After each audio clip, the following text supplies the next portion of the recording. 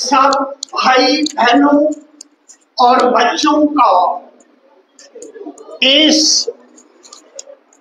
Programme में खुशामदीद है, welcome है। इस प्रोग्राम का मेहमान खुसूसी जम्मू कश्मीर के साबिका डायरेक्टर जनरल ऑफ पुलिस श्रीमान एसपी वैद साहब हैं। वैद साहब, आपने अपनी आमद से इस प्रोग्राम को यकीनी तौर पर 4 चांद लगाया है और साथ ही हमारी हौसला अफजाई की है। पिछले 36 सालों से हमारे दिल और दिमाग में मैलिस यानी बेचैनी पनप रही है और इसका खास कारण है हमारी uprootedness from our native land, homeland. Kashmir के साथ हम इमोशनली, कल्चरली और स्पिरिचुअली कनेक्टेड है। हर कोई नेटिव लैंड अपने मुकामी यानी इंडिजीनियस लोगों को पॉइज एंड बैलेंस प्रोवाइड करती है। भारत हमारी माता है, कश्मीर हमारा घर है। कश्मीर के साथ कश्मीरी पंडितों का एतमाद है यानी कॉन्फिडेंस, तवाजुन है यानी बैलेंस और विकार है यानी डिग्निटी।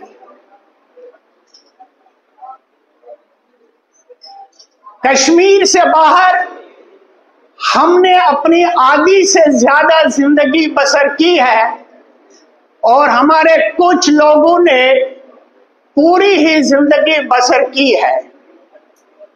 बहुत सारे चीजों को एक्सपीरियंस किया है, मगर फिर भी हम जज्बाती तौर पर, रूहानी तौर पर कश्मीर के साथ कनेक्टेड है। Things which have come closer to us in time are not closer to us in spirit. Sociologist का कहना है, सोशलॉजिस्ट का कहना है कि जब किसी ज्योग्राफिकल यूनिट में कोई नई रिलीजियस कम्युनिटी वहां के मुकामी यानी इंडिजीनियस लोगों को जोर जबरदस्ती करके, जुल्म करके, कन्वर्ट करके वजूद में आती है, तो उस खास ज्योग्राफिकल यूनिट में उस रिलीजियस कम्युनिटी का इंडिजीनियस कल्चर रफ्ता रफ्ता खत्म होता है और इस नई रिलीजियस कम्युनिटी के अपने ट्रेट्स डेवलप होते हैं। जो पहला ट्रेट है इस नई रिलीजियस कम्युनिटी का, वो कॉम्प्लेक्स ऑफ आइडेंटिटी है। कॉम्प्लेक्स ऑफ आइडेंटिटी से और बहुत सारे ट्रेट्स इवॉल्व होते हैं। ये लोग पीस को अप्रिशिएट नहीं करते हैं और इनको सेंस ऑफ वायलेंस डेवलप होती है। इन लोगों का तीसरा ट्रेट है, इनका सेंस ऑफ या सबवर्सिव मेंटेलिटी वजूद में आती है। इनका चौथा ट्रेट है रिलीजियस इंटॉलरेंस। डेमोक्रेटिक टेम्पर इनको रहता ही नहीं है और स्पिरिट ऑफ एकोमोडेशन की बात दूर की है। जहां पर ये लोग मेजॉरिटी में होते हैं वहां पर ये आर्बिट्रेरली रूल करते हैं और जहां पर ये माइनॉरिटी में होते हैं वहां पर भी ये अनअडल्ट्रेटेड सेक्युलरिज्म की धज्जियां उड़ाते हैं। हालांकि सेक्युलरिज्म माइनॉरिटी का ही शील्ड है, प्रोटेक्शन है, इंसुलेशन है, कवर है, आर्मर है, जो भी कहो, मगर ये इस सेक्युलरिज्म की धज्जियां उड़ाते हैं। जिंदा मिसाल है गोधरा कांड की, शाहीन बाग की, शाहीन बाग के बाद दिल्ली राइट्स की और कई सैकड़ों मिसालें हैं। आप सब अंदाजा लगाओ कि जहां पर ये मेजॉरिटी में होंगे, 97% डेमोग्राफिक प्रोफाइल को एंजॉय कर रहे होंगे, वहां पर कश्मीरी पंडितों का हशर क्या होगा, जिनोसाइड और क्या। इसी सूरत हाल को मद्देनजर रखकर मार्गदर्शन रेजोल्यूशन अमल में आया। मार्गदर्शन रेजोल्यूशन कश्मीरी पंडितों की रेजिस्टेंस, रेजिलियंस और कॉन्शियसनेस ऑफ एग्जाइल है।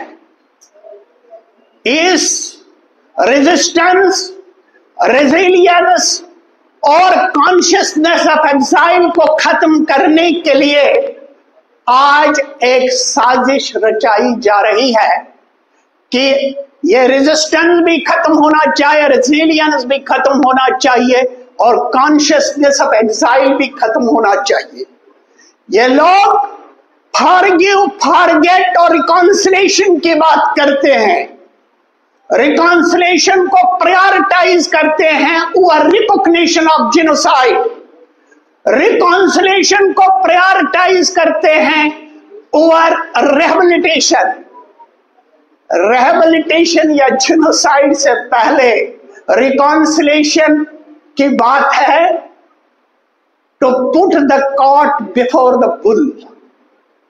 एक और जमात पन कश्मीर के नाम पर ही बेसिकली मार्गदर्शन रेजोल्यूशन को टेम्परिंग करना चाहते हैं और वो लोग वन प्लेस सेटलमेंट की बात करते हैं। वन प्लेस सेटलमेंट का मतलब है creation of first human zoo of the world, और वो उस ह्यूमन जू में ये लोग कश्मीरी पंडित को रखना चाहते हैं। इसी डिबेट को, इन्हीं डिलिब्रेशंस को इनिशिएट करने के लिए मैं अपने मायनाज लीगल एडवाइजर, पन कश्मीर के लीगल एडवाइजर, लीगल एक्सपर्ट जो राउंड द क्लॉक पन कश्मीर के लिए अवेलेबल रहते हैं, मैं उनसे ही यानी एडवोकेट टिटू गंजू से दरखास्त करता हूं कि वो इन डेलिब्रेशंस का इनिशिएट करें। नमस्कार, आज हम यहाँ इकट्ठे हुए हैं रेफ्यूजी डे ऑब्जर्व करने के लिए। जब हम बात रेफ्यूजी डे की करते हैं तो 1951 में एक कन्वेंशन के द्वारा रेफ्यूजियों को स्टेटस दिया गया, उस पर एक कन्वेंशन बना यूनाइटेड नेशंस का, उसी के जब 50 साल पूरे हुए 2001 में, उस दिन से इस डेट को मनाया जाता है। अब इशू है ये रेफ्यूजी क्या होता है, रेफ्यूजी कौन है।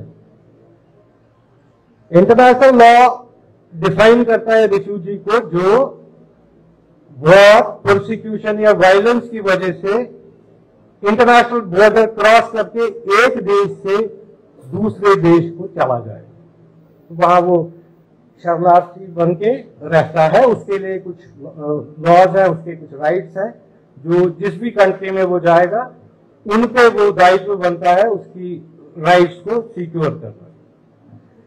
अब जब हमारी बात आती है तो ये एक विचित्र केस है, it's a different case all together. हमने बेशक इंटरनेशनल बॉर्डर क्रॉस नहीं किया, बट हमने एक सिविलाइजेशनल थ्रेशोल्ड क्रॉस किया। हम अपने ही देश में, ये वन ऑफ इट्स काइंड होगा कि हम अपने ही देश में शरणार्थी हैं। दुनिया आज के दिन को 20 जून को मनाती है, बट हम लोग, हमारे लिए हर दिन रेफ्यूजी डे ही है। हर रोज सवेरे दोपहर शाम जो हमारे भाई कैंप्स में रहते हैं, उनकी जो दीवारों के क्रैक्स है वो उनको ये शरणार्थ बुलाने नहीं देता है। वो जब पानी पीते हैं, सवेरे हाथ धोने से लेकर पानी पीने तक, वो पानी, अभी जबकि मैं रिसेंटली केस आया है कि वो गटर से गंदा पानी है।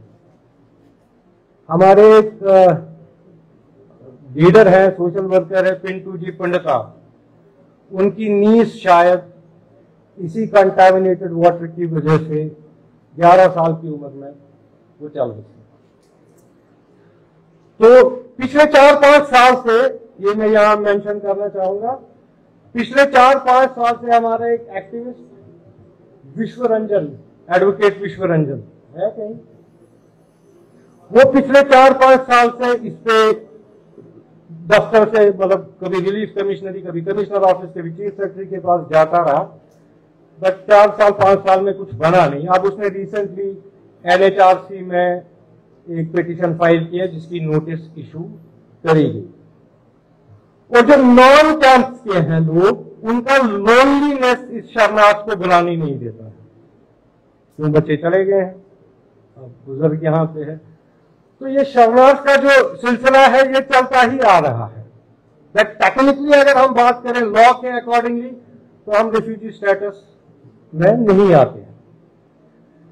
बट जो ही ये 19 जनवरी 1990 हुआ, जब वहां से निष्कासन शुरू हुआ, पहला काम जो करा गया, हमें टैग लगाया गया माइग्रेंट का। और हमने भी जाने अनजाने में या मजबूरी में इस टैग को एक्सेप्ट करा। जैसे मैंने कहा, रेफ्यूजी वो होता है जो अपने देश को वॉर, प्रोसिक्यूशन या वायलेंस की वजह से छोड़ता है। माइग्रेंट अपनी मर्जी से इकोनॉमिक प्रॉस्पेरिटी के लिए एक जगह से दूसरी जगह चला जाता है। हम किसी हाल में अपनी मर्जी से तो निकले नहीं थे। 19 जनवरी को गोलियों की गूंज, नारों की आवाजें, सब कुछ छोड़ छाड़ के वहां से निकल आए। और मेरे पास कुछ ऐसे फैमिलीज को भी मैं जानता हूं जो शायद अपने मृतकों के जो एशेज थे वो भी छोड़ के ही आते। हम अपने अर्ध जले मंदिरों में अपनी डेटीज को छोड़ के आए, वो फर्दर डेस्क्रेशन हुई उनकी, women were molested and raped. इन हालात में हम वहां से निकले। जब हम इन हालात से निकले, ये 1948 का कन्वेंशन डिफाइन करता है जेनोसाइड को। उसमें आर्टिकल 2 5 कंडीशंस देता है। ये हमारा केस 5 के 5 कंडीशंस फुलफिल करता है। हमें सिर्फ एक फुलफिल, अगर हम एक फुलफिल करते तभी ये जेनोसाइड था, बट चूंकि हम 5 के 5 ही करें, it was a genocide. Third एक टेक्निकल टर्म आती है जिसको इंटरनली डिस्प्लेस्ड पर्सन कहा जाता है। इससे थोड़े हम नजदीक हैं, क्योंकि इंटरनली डिस्प्लेस्ड पर्सन वायलेंस की वजह से, प्रोसिक्यूशन की वजह से डेवलपमेंट की वजह से या कोई नेचुरल कैलामिटी हो उसकी वजह से जब एक जगह से दूसरी जगह शिफ्ट होता है विद इन दैट नेशन, तो उनको इंटरनली डिस्प्लेस कहा जाता है। हम फुलफिल तो करते हैं, there is no doubt, but जो ही हम इसको एक्सेप्ट करते हैं we are undermining our tragedy, क्योंकि we are survivors of genocide या जेनोसाइड विक्टिम्स। कुछ और एक्सेप्ट करना हुआ, हम अपने इस जो हमारे साथ ट्रेजेडी हुई है उसी को हम अंडरमाइन कर रहे हैं। जेनोसाइड का एक्चुअली 8 स्टेजेस होते हैं। मॉडर्न जो स्कूल ऑफ थॉट है वो 10 स्टेजेस कह रहे हैं, बट हम ओल्ड स्कूल को ही मानते हैं। उसमें शुरू ये क्लासिफिकेशन से होता है और 7वीं जो स्टेज है उसको एक्सटर्मिनेशन कहते हैं, जब मारना शुरू कर देते हैं। 8वीं स्टेज इज डिनायल। जब हम डिनायल की बात करते हैं तो जिस दिन 19 जनवरी ऑनवर्ड डिनायल की प्रोसेस उसी दिन से स्टार्ट हुई जब हमें माइग्रेंट कहा गया, and it was not an accident. ये एक डेलिब्रेट एक्ट था माइग्रेंट का स्टेटस देना, ताकि समहाउ नॉर्मलाइज किया जाए, कोई किसी तरीके से इसको कवर किया जाए, जेनोसाइड ना कहे। जब हम देखते हैं क्रिएशन ऑफ कॉमन कश्मीर या मार्गदर्शन रेजोल्यूशन का, मार्गदर्शन रेजोल्यूशन का मूल आधार ही जेनोसाइड है, और किसी भी जेनोसाइड विक्टिम कम्युनिटी कहीं पे भी हो, वेदर वो रुवांडा थी, बॉस्निया है, आर्मेनिया है, जूस थे, नेचुरल जो डिमांड होती है वो सेपरेट होमलैंड ही होता है। और हमारा जो केस है ये थोड़ा डिफरेंट है। 700 साल में 7 एक्सोडस, दैट मीन्स हर सेंचुरी में एक हुआ है। रेस्पाइट मिला है बीच में, जैसे ज़ैनुल आबिदीन के टाइम पे 50 साल थोड़े आराम मिला, उसके बाद बीच में मुगल्स आए थे, जब अकबर का दौर था उस टाइम हल्का सा आराम मिला फॉर 20-25 ईयर्स। उसके बाद दुरानी आए, उसके बाद फिर खत्म 1819 तक। उसके बाद थोड़ा रेस्पाइट मिला तो 1933 का 13 जुलाई आपके सामने ही है। तो हर सेंचुरी में एक होना, और 7 बार दैट मीन्स हमने रिकॉन्साइल किया है। 7 बार हम वापस आए और 7 बार फिर से ये साइकिल के थ्रू हमको वापस निकलना पड़ा। तो जब हम जेनोसाइड की बात कर रहे हैं, जब मैंने कहा कि 8वीं स्टेज जो है ये डिनायल कहलाता है। डिनायल का सिलसिला माइग्रेंट नाम से शुरू होता है, और ये डिनायल का जो पीरियड है ये खत्म हुआ 1996 में। डिनायल वैसे कंटिन्यूअस प्रोसेस है, जेनोसाइड भी कंटिन्यूअस, हर स्टेज कंटिन्यूअसली ही चलती है। बट 1996 में जब इलेक्शंस हुए वो एक डिनायल का एक एक्सट्रीम एग्जाम्पल थी, क्योंकि जिस कम्युनिटी को जिस सरकार के अंडर या जिन हालात के अंडर इस तरीके की कोई भी घटना हुई है उनको वापस उसके सब्जेक्ट नहीं बनने देते हैं, ये इंटरनेशनल लॉ है। बट 96 में जब इलेक्शंस हुए उस टाइम शायद गवर्नमेंट की तरफ से 2 बार वैसे कोशिश की गई है वापसी की, ओनली ट्वाइस, उसके बाद उन्होंने हिम्मत नहीं की। 96 was one such time, but जो ही ये हुआ मैसेकर हुआ। 2002 में भी सिमिलरली इन्होंने अटेम्प्ट करा, उसके साथ ही मैसेकर हुआ। That means there are forces जो हमें वापस नहीं चाहते और चाहेंगे भी नहीं, because it's an ideological war. Ideological war differently लड़ा जाता है, अगला भी डिफरेंटली ही बिहेव करता है। डिनायल में जब हम देखते हैं, जब हम यहां आते हैं, constitutionally constitution of India guarantee करता है हमें rights and freedoms. Restricted rights हैं बट राइट्स हैं, फ्रीडम्स हैं। 19 जनवरी 1990 के बाद रादर 89 में ही आपके राइट्स, हमारे राइट्स ऑलमोस्ट सस्पेंशन में ही थे। 1990 के बाद जब हम यहाँ आते हैं, हमें कैंप्स में रखा गया, वो नाले थे, नालों पे कैंप्स बनाए गए, पत्थरों पे। Temperature already higher, temperate zone से सब ट्रॉपिकल रीजन में आए थे और गर्मी की वजह से वो पत्थर भी आग उगलते थे। और उस टाइम सरकार की रिस्पॉन्सिबिलिटी है to uphold rights of the citizen, freedoms of the citizen, जिसमें वो मिजरेबली फेल हुए। उस फेलियर को कॉम्पनसेट करने के लिए एक एक्स ग्रेशिया रिलीफ अनाउंस किया गया, जो इनिशियली 250 रुपया था, सब्सिक्वेंटली वो 500 रुपये पर फैमिली हुआ। दैट मीन्स 17 रुपये पर डे एक फैमिली को। उसी टाइम जो टेररिस्ट पकड़ा जाता था, जो यहाँ जेलों में होते थे, हमारे सर यहाँ पे हैं, ये हेड ऑफ द ये रहे हैं लीगल सिस्टम के भी, जस्टिस सिस्टम के भी, यहाँ पे जितने कैदी थे उनको 55 रुपीज पर डे मिलता था। बाकियों को 1/3 ऑफ द टोटल प्रोडक्शन जो भी वो काम करेंगे वो मिलता है, बट इनको 55 रुपए मिलता था पर डे। और इनका ये बहुत ख्याल रखा गया जेल में कि बोर होंगे, उनके लिए बैडमिंटन कोर्ट्स बनाए गए, वॉलीबॉल कोर्ट बनाए गए, फुटबॉल ग्राउंड तैयार किया गया, बोर नहीं होने चाहिए। और उसके बरक्स जब आप इस साइड का देखते हो, विक्टिम साइड का, टोटल मतलब इट वाज इनह्यूमन बिहेवियर जिसको हम कहेंगे। उसी से उभरा मार्गदर्शन रेजोल्यूशन।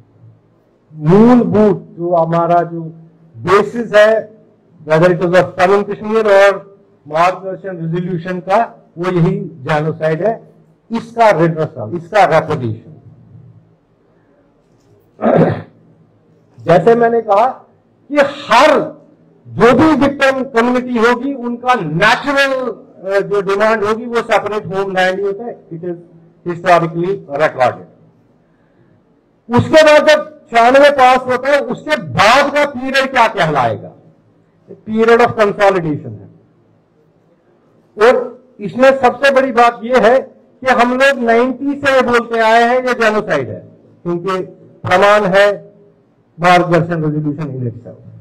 94 में एक पिटीशन फाइल की गई एनएचआरसी में, जो 99 में डिसीजन आता है, वो ये मानता है कि ये ethnic cleansing akin to genocide. मैंने इस लॉ में 25 साल I have been teaching international law, the constitution and criminal law. मेरे को आई कैन नॉट इंटरप्रेट ये एक्सप्रेशन है क्या, एकिन टू जेनोसाइड। और जज साहब रीजन देते हैं, sir it's a very progressive community and within few years everything will be normal. ये सब किस यूरिस्प्रूडेंस में? A case is before him to decide, और वो ही जज is behaving like a astrologer, वो भी सड़क पे तोते ने चिट्ठी निकाली, यहाँ सब ठीक हो जाएगा। आज उस बात को भी 25 साल हो गए, कुछ ठीक कुछ हुआ नहीं। दूसरा, जब हम देखते हैं कि इस सिचुएशन में हम कहां फंसे हुए हैं, एक साइड है जेनोसाइड, वो आपका जो परपिट्रेटर है वो बिहेव कर रहा है एज विक्टिम, और जो स्टेट है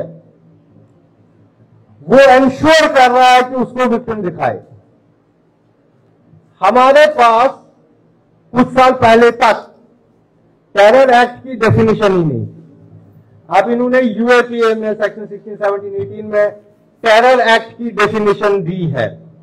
हम टेररिज्म के शिकार इंडिया 80s से है, पंजाब से लेके यहां तक ये सारा इफेक्टेड है। हमारे पास आज की डेट में जो टेरर एक्ट की डेफिनेशन है, टेररिज्म की डेफिनेशन नहीं है। टेररिज्म इज अ फिनोमेना जो इंडोक्ट्रिनेशन से शुरू होती है और एक्ट पे खत्म होती है, बट हमारे यहाँ पे स्पेसिफिक एक्ट को ही टेरर एक्ट माना जाता है। अभी रिसेंटली पिछले साल ही फहद शाह नाम का एक बंदा पकड़ा गया था,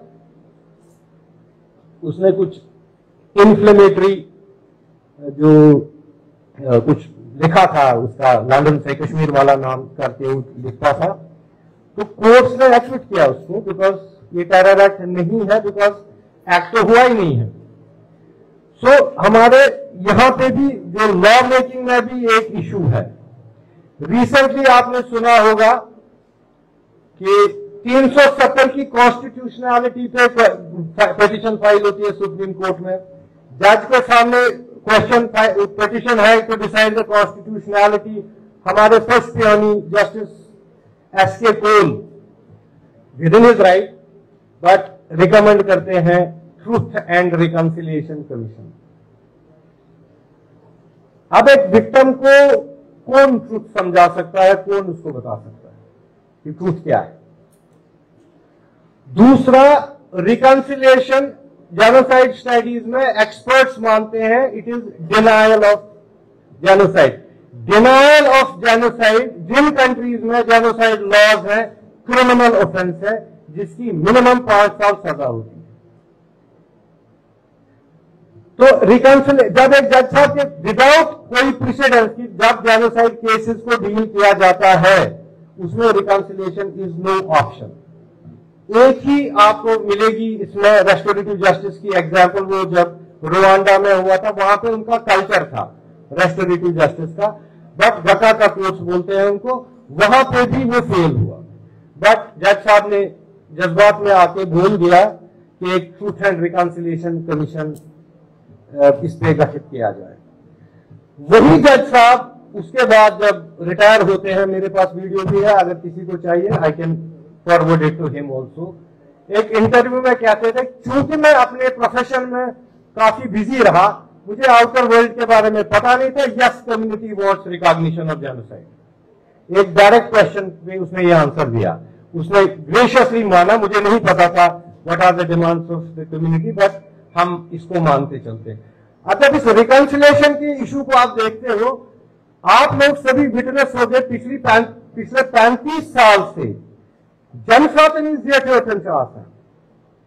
उसी टाइम 4, 5, 10 लोग उठ के उभर आते हैं, वो महीना एक ड्रामा चलता है, वहां पे गाने शाने ये वो सब कुछ होता है and this is being repeated every year. So मेरे हिसाब से रिकंसिलिएशन जो भी चाहते हैं या तो उनको कॉम्प्रहेंशन का इशू है और आफ्टर पहलगाम ये सोचना ही बेवकूफ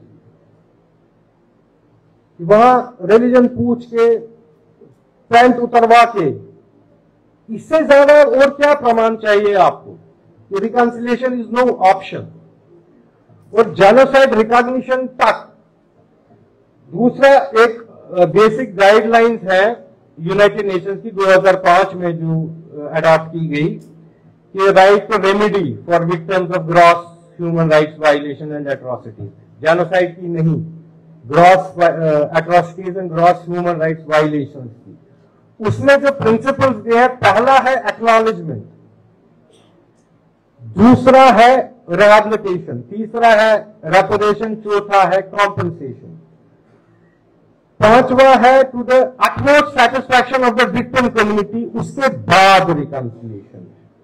ये मैं gross violation of human rights की बात कर रहा हूं, जेनोसाइड की बात नहीं कर रहा हूं। जेनोसाइड में आपको उस कंडीशन में वापस नहीं डाला जा सकता, रखा जा सकता जहां पे आपके साथ जेनोसाइड हुआ, जिसको डॉक्ट्रिन ऑफ नॉन रिसॉल्वमेंट कहा जाता है। So reconciliation is no option at all. अब व्हाट आर द ऑप्शंस हमारे पास? एक्सेप्ट फॉर अ सेपरेट, जब तक रीऑर्गेनाइजेशन नहीं होती है, जब तक सेपरेट होमलैंड नहीं बनता, खाली सेपरेट होमलैंड नहीं, जब तक आप हमारा रीऑर्गेनाइजेशन में सेपरेट जम्मू स्टेट भी नहीं बनता है, ये प्रोजेक्ट वायबल नहीं होगा। For sustainable Jammu Kashmir, strong Shivaliks is a necessity and for Shivaliks to be insulated from the jihadi onslaught, Jammu Kashmir is important.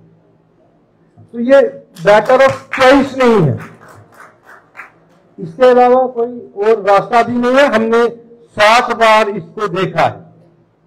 अगर आप जोन राज को पढ़ते हो, राजतरंगी 2 को, उसके बाद शूवर को पढ़ते हो, राजतरंगी 3 को, राजतरंगी 4 को पढ़ते हो, शुक जी, और राजतरंगी 5 अवेलेबल में प्राचीन बात की, जो पैटर्न, जो सिस्टम उस टाइम लागू किए गए हैं 14, 15, 16 सेंचुरी में, वही आज भी लागू होते हैं।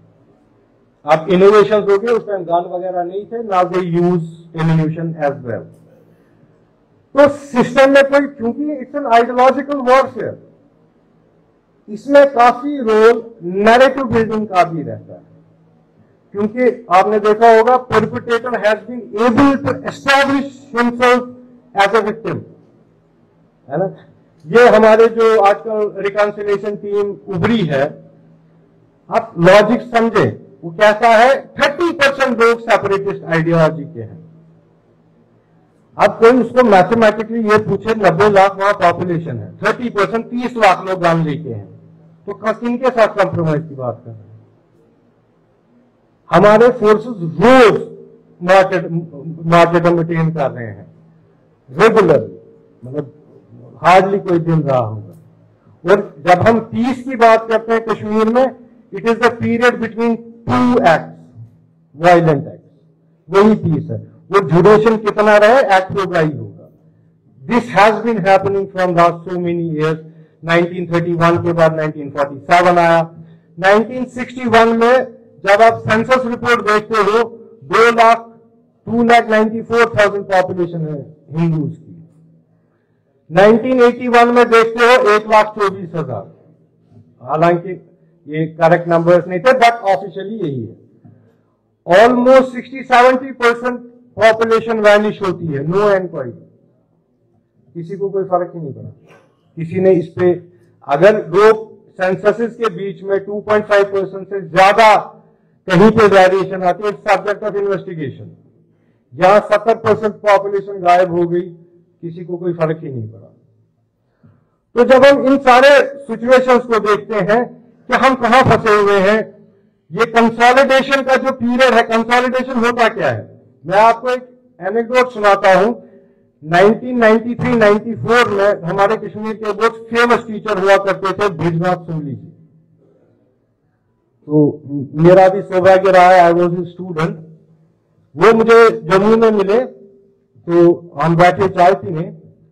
मैंने उनको पूछा कि ये हुआ क्या, जब हो रहा था आप लोगों को समझ नहीं आया, क्योंकि मोस्ट ऑफ जो कमांडर्स थे उनके स्टूडेंट्स थे, जेके अशफाक मजीद वानी वगैरह। ही सेड कि नहीं समझ आ रहा था, but we were hoping against the hope. Secondly, we had tremendous faith in state of India कि वो हमें कुछ होने नहीं देगा। मैंने पूछा इन्होंने फिर ये ऐसा क्यों, हमारे से क्या फर्क पड़ता था, 2-2.5% पॉपुलेशन थी।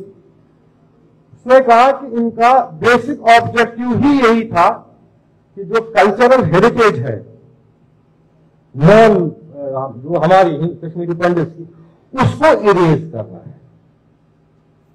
उसमें ये कामयाब हो गए। मैं फिर आज के हालात खराब क्यों होते हैं, कहते हैं they are consolidating their games. ये 94 में बृजनाथ सुमली ने कहा। 2010 में क्रिटिकल जेनोसाइड स्टडीज का जब नया ये स्टार्ट हुआ, उन्होंने भी यही बात की कि objective of genocide is consolidation. और ये जो स्टेज चल रही है, this is stage of consolidation. हमें 96 में जब इलेक्शन हुई, उसी सरकार के अधीन रखा जिस सरकार के होते हुए हमारे साथ जेनोसाइड हुआ। और आज तक ये पूरी कोशिश में है किसी तरीके से इकोनॉमिक्स से हम टेररिज्म को खत्म करें। इसका साफ क्लियर है कि बेसिक अंडरस्टैंडिंग में इश्यूज है। ये आइडियोलॉजिकल वॉरफेयर है। हालत देख लो यमन की, सीरिया की, ईरान की, वो इनको मैटर नहीं करता economics. It's a different mindset. उसमें जब आप टूरिज्म के थ्रू टेररिज्म को हटाने की कोशिश करोगे, नतीजा तालगाम होता है। और उसके बाद भी state of India is held bent कि ये एस्टैब्लिश करने को कि वहां पे नॉर्मलाइजेशन। तो मैं सिर्फ आप लोगों को यही कहना चाहता हूं कि जेनोसाइड तब तक रिकॉग्नाइज नहीं होगा जब तक न कोई लॉ होगा।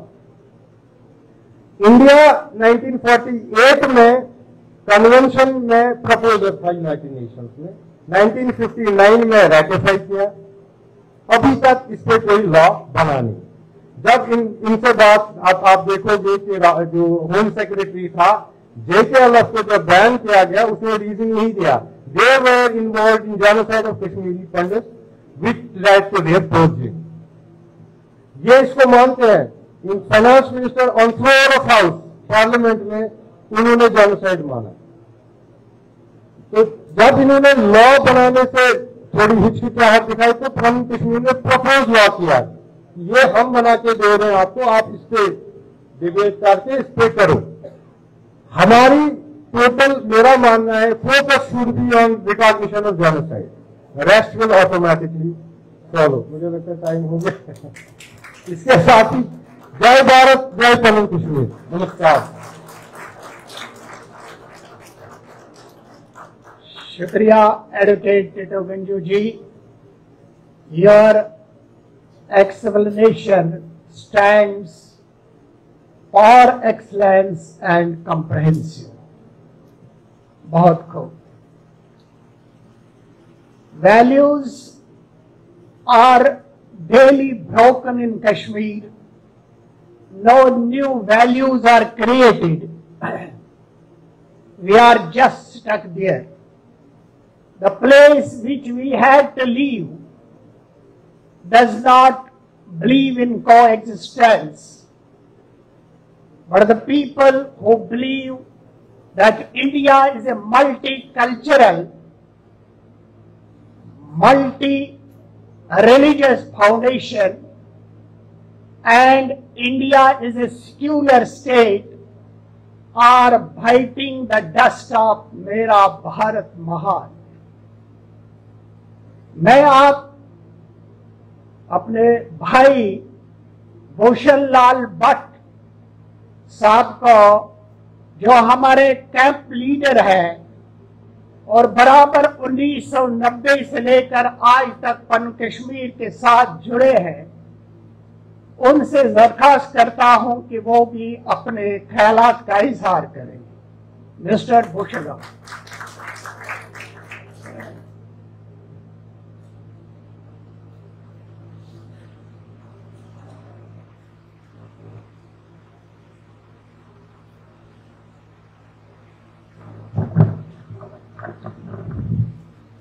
नमस्कार तो सारनी उर्जू लशू भगवान थे वारवय। अभी तक वेद साहब यहाँ तो सुकालर बोल रहे थे, बड़े पढ़े लिखे लोग बोल रहे थे। मैं तो एक देहाती किसान हूँ, तो मैं अपनी भाषा मैक्सिमम कश्मीरी ही यूज करूँगा, उसके लिए आपसे माफी चाहूँगा। दोस्तों यम ब्रोट के कर पन विचार तो ब्रोट कन खड़ा बह वन तो जिंदगी यम पे वो प्रैक्टिकल कह तजुर्बे वुचम।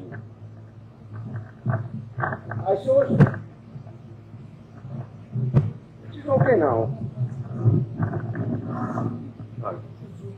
नहीं ये ज्यादा ऊंचा हो रहा है, थोड़ा काम करो, बस इतना काफी है। यम जन डिस्ट्रिक्ट अनंतनाग के तिमन याद यम जन म्यान वंसी या 50 वुहर तम तथ नफरा सो DC ऑफिस नबर कन बस स्टैंडस नबर कन सो लागान तक कराकुली टूट बे क्रोन कोट शरई कुर्त यजार तो एम्बेसडर बूट बेस ठेला पकन यह अकिस जाए वातन यह डाबर कड़ान यह वायन यह डाबर बे कड़ान 2 ठुट नबर कुन स्टील मतलब बदरन हंद बने दपान बाओ तुम नूल तो सर्फ कित पे लड़ाई कर तमिस अमीर दीन नाव पे मज कर नूल सर्फ अती थवान तवीज कड़ान तवीज शीशु तिमन मंगस आयात लिखित अरबी पे दपान यह सो आयात यस खाने काब किस दरवाजस लिखित नल थवान तो मुकदम जेनत मश गंडक तो पास गन इथे पे तोतम सह वन तो अत कर रपाए रपाए रपाए 2-3 हथ रुपये बचान नेरान न नूल सज लड़ाई तो सर्फ सज लड़ाई हाव तम तोताम कह योताम बह द्रास सो ये अमीर दीन खड़ा गमित तम हावनो नूल सब मतलब सा लड़ाई सर्फ सज लड़ाई कह तम हावनो सिर्फ नूल तो सर्फ हसा कर लड़ाई क्या तिमन पन तवीज कन तो तिमन सतन घर पन पकन तो उसके बारे में उनको मैं ज्यादा इंपॉर्टेंस नहीं दूंगा, इतना ही उनके लिए काफी है। दोम में महाराज बटरबाली अत कैंपस मज रोजान और ये सामूहिक परिवार मुझे छल बदर गम कह अकिस गई दिल्ली पोस्टिंग अकिस गई बम्बई पोस्टिंग अकिस गई होत पोस्टिंग तो थोड़ा सामूहिक परिवार परिवार बोड़ पान मेन माज थोमुत तुमल ड्रम अकिस टेंट किस कूनस निश तथ पे थोमुत पचे हन 5 बजे छाव सह डकन तुलान थोद लागन तोमुल खोन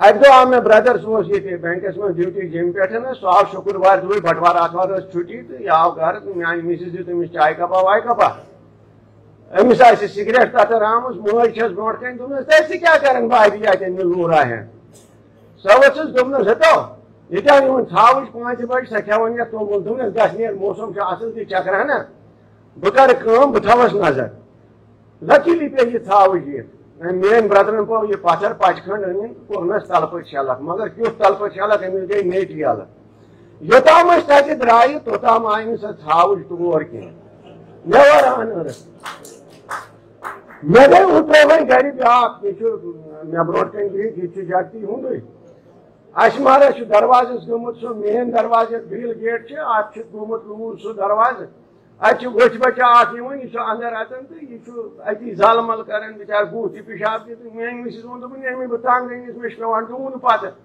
मोन वेल्डर रटित मे ये कूता लगे दोपन 1700 रुपये मे वो ये दी मे कह रुपये तमो मे 1700 चंद मज दिन तल त्रा यल मे मारो ढंड हन यु बस लारान 2-3 लट मे टास 3 वन मे सड़क पे वुचन सह चलान सह वोत मे वुच यह जानवर इसके बरकस वुचान पन इतिहास कह गरती यमो मुतरमि सूर्य मंदिर तह जोलमुत मार्कंडुक यमो विजेश्वरा मंदिर तह जोलमुत यमो अवंती वर्मन मंदिर तह जोलमुत यमो सास बद मंदिर जलमित यमो हाड़स मज हेरत करनमित यन वोनमुत पे वुचतोन तमिस जबार खान उसमुत नाव तमिस गवर्नरस वुचतोन यह जबार जंद हाड़स तह मंद क्या तम दो पे शीन हाड़स मज मतलब हेरत करनमित सन यून जालन प्रथा खड़ा कर्म सन नहीं हंसने वाली बात नहीं है गौर करने वाली बात है वुचान पंडित कोल रैना दार भट्ट कश्मीरी मुसलमानों में जाति ये कौन लोग हैं हमारे बुजुर्गों के मसेरे फुफेरे हैं जिनको कन्वर्ट किया गया है तलवार के जोर पर कास्ट वही है आपने कभी सुना है जान चुका मर्दस नाव सुना है किसी ने ये तो औरत का नाम है मगर यम साथ जनक ऋषि तमिस को नाव जान शाह सो फीमेल बनो ये सोचने वाली बातें हैं मुंदरेशिस को शेखुल आलम नाव यमो लूट तन पे कोर्मुत छाव याद रूद याद रोजान 60% रिवोल्ट कोर्मुत 50% रिवोल्ट कोर्मुत यम साथ अख्तर कोर बट वर्सेस लूट तम साथ रिवोल्ट कोर्मुत तम साथ रिवोल्ट कोर्मुत यम साथ पंडित जी शानन बस्त तो सुसने से जोद कर यड़ कन गंडित त्रावान दिल डलस मज दपान बट वतल बुझ कर यह बस्त सोर खसान कहीं सह बोन वसान योताम अमिस हवा नेरान पे बिचोर बोड़ान तोस पता सोन इतिहास पजन मन पज मतलब टूकरी बज तिमन अंदर कहीं जरबाब लगे तिमन मन सान पुस्तक मज तम टूकरी आम झील डलस मज बावन इतिहास हमारा बहुत बड़ा है वन गो प्रॉपर्टी हेको तक कनित हिमाचल है मगर इतिहास जो हमारा है लाल हेकोन ये कुन जाए ये हेकोन स्वामी नंदलाल जी कुन जाए ये हेकोन अपना वो क्या नाम है उसका नहीं गुब्बब तो छोड़ो आप गुब्बब भी छो सिटी छो ये हेकोन तुलमुल अनित ये हेकोन शंकराचार्य अनित मार्चंड अनित ये हेकोन अमरनाथ अनित अभिनव गुप्त हेकोन ये अनित तम सकिस शलूकस पे हिंदुस्तान मन PhD गठान हेकोन सह अभिनव गुप्त जिंद तेल लाल ईश्वरी जिंद तेल सारी सन इतिहास जिंद ये जुड़ित रोजो ये वापस रिक्लेम करो गोडनिच लट पंडित जी 1991 27-28 दिसंबर गोडनिच लट रिवोल्ट कोर्मुत दोपन हे बाबा वन क्या बह ब्योन मे हसा गि पन जाय ब्योन ये योताम में सारी क्लेम करो ये चले मे कशफ लैंड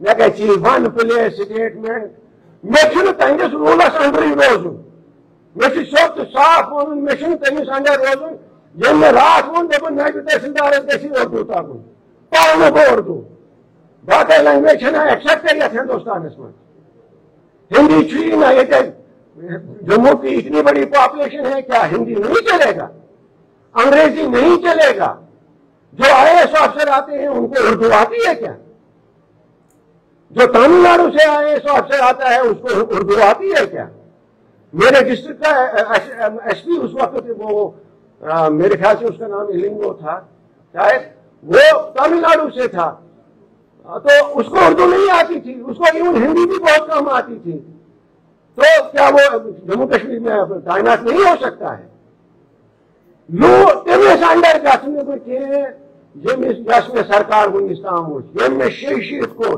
इसमें नमतस मज बे यारो मददगार सोन बे बह पन्निस रूलस मज लिहाजा तमें खतर दोपुक है वह 2009 में जेनोसाइड बिल इसको एक्सेप्ट करो रास्ता खुद बन जाता है जब तक आप उसको एक्सेप्ट नहीं करोगे तो रास्ता कहां ढूंढ रहे हो रास्ता तो तभी मिलेगा ना पहले बिल को ले आओ उसके बाद आपको रास्ता मिलेगा खुद ब खुद आपको रास्ता मिलेगा पंडित जी कैसे वापस जाना चाहता है और पंडित जी कश्मीर में हिंदुस्तान चाहता है वो वहां पर सेपरेट सिस्टम नहीं चाहता है पंडित जी कश्मीर में full flow of Indian constitution चाहता है अमे खतर जिस 17-28 दिसंबर 1991 गोडनिच लटि जुरत कर जबरदस्त जुरत कोर नौजवान तबकन तम सात नौजवान now we are senior citizen living our bonus life now तो उस वक्त उस नौजवान तबके ने हिम्मत की नालस थप गोडनिच लटि गए परेशान यह कत यह जज्बे कशरिस बटस और यमन की तुरती अगर आप देखोगे आप विडंबना है क्या करें मैंने परसों भी एक जगह बोला वेद साहब वो चिड़िया होती है ना जब वो आ जाती है उसके पंखों की फड़फड़ाहट सुनकर उसके बच्चे मुंह खोल देते हैं इसने कुछ लाया होगा तो वो चोंच में डाल के ही जाती है कुछ ना कुछ लेकिन किसी वक्त वो सिर्फ नजर देने के लिए आती है खाली मगर बच्चे तब भी चोंच खोलते हैं सेम हमारी भाषा वही हुई है प्रेजेंट रेजिम में हमें आशा थी कि ये जो प्रेजेंट रेजिम है ये हमारी माँ बाप है ये जब भी अमित शाह मोदी जी अपने जम्मू कश्मीर का दौरा करेंगे कुछ न कुछ इन बच्चों के लिए अपने चोंच में लाएंगे और हम मुंह खोल के रहे लेकिन हर बार हमें लगा कि वो वापस चले गए कुछ हमारी चोंच में डालने के लिए कुछ नहीं लाया हमें वही चिड़िया के बच्चों की तरह रखा मुंह खोल के ही वही विडंबना वो है कि इस सरकार को भी जिससे आशाएं थी हम आशा कांग्रेस से नहीं कर सकते हैं NC से नहीं कर सकते हैं PDP से नहीं कर सकते हैं ये जिम्मेदार है हमारे जेनोसाइड के जिनसे आशा थी अगर वो भी ये हाल करेंगे तो तब हमें खुशी से बोलना चाहिए कि जेनोसाइड चालू है जेनोसाइड रुका नहीं ये विडंबना यहां पर है तो मुझे लग रहा है कि इसके बगैर और कोई चारा नहीं है कोलसब गोजा पर खड़ा और नमस्कार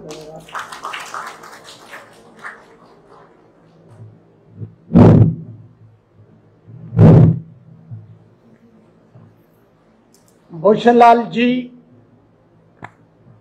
ह्यूमर और मेटाफर में हमेशा अपना स्पीच डिलीवर करते हैं आज भी इनकी प्रेजेंटेशन बहुत अच्छी रही वेल डन मिस्टर भूषण लाल भट्ट वैद साहब 1947 से लेकर पहलगाम मैसेकर तक जब भी जम्मू कश्मीर में टेररिस्ट अपहेवल्स और ह्यूमन राइट्स वायलेशंस हुए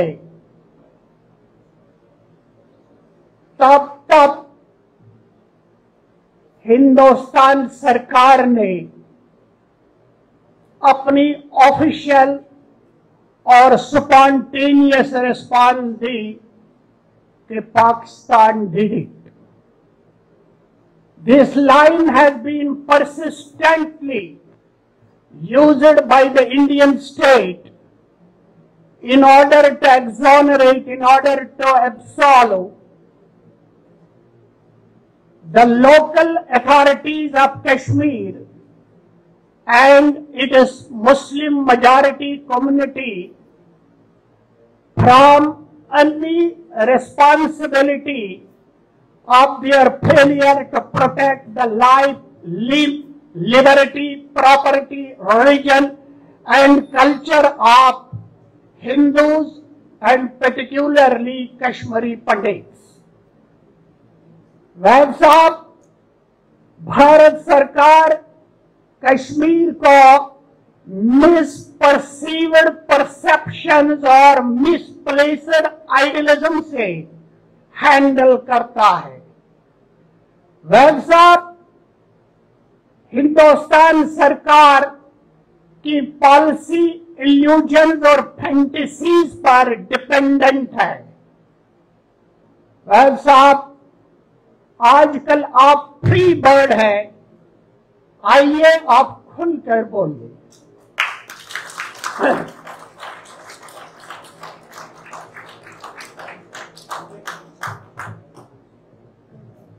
पूरा नीचे का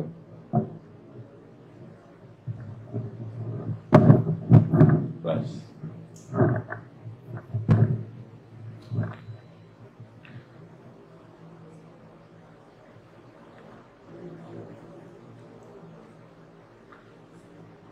नमस्कार मेरे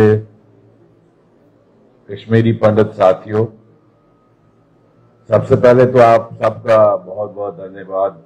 आपने मुझे यहाँ बुलाया और मौका दिया सुनने का, आपके इस इजलास में हिस्सा लेने का। दुनिया में बहुत उथल पुथल हो रहा है।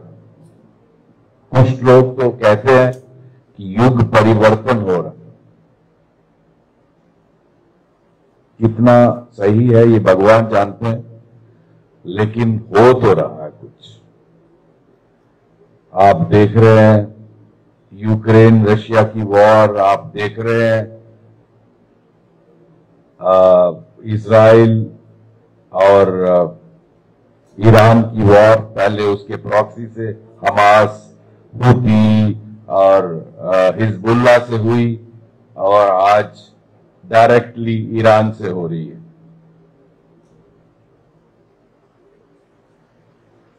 बहुत और जगहों पर भी छोटे छोटे मुद्दे बन रहे हैं जो आने वाले वक्त में बहुत सारे ज्योतिष जानने वाले कह रहे हैं कि ऐसी प्लैनेट्स की पोजीशन बन रही है कि शायद तीसरा महायुद्ध होने के आसार बन रहे हैं। इसके साथ साथ ये भी हो रहा है कि भारत का उद्यान हो रहा है।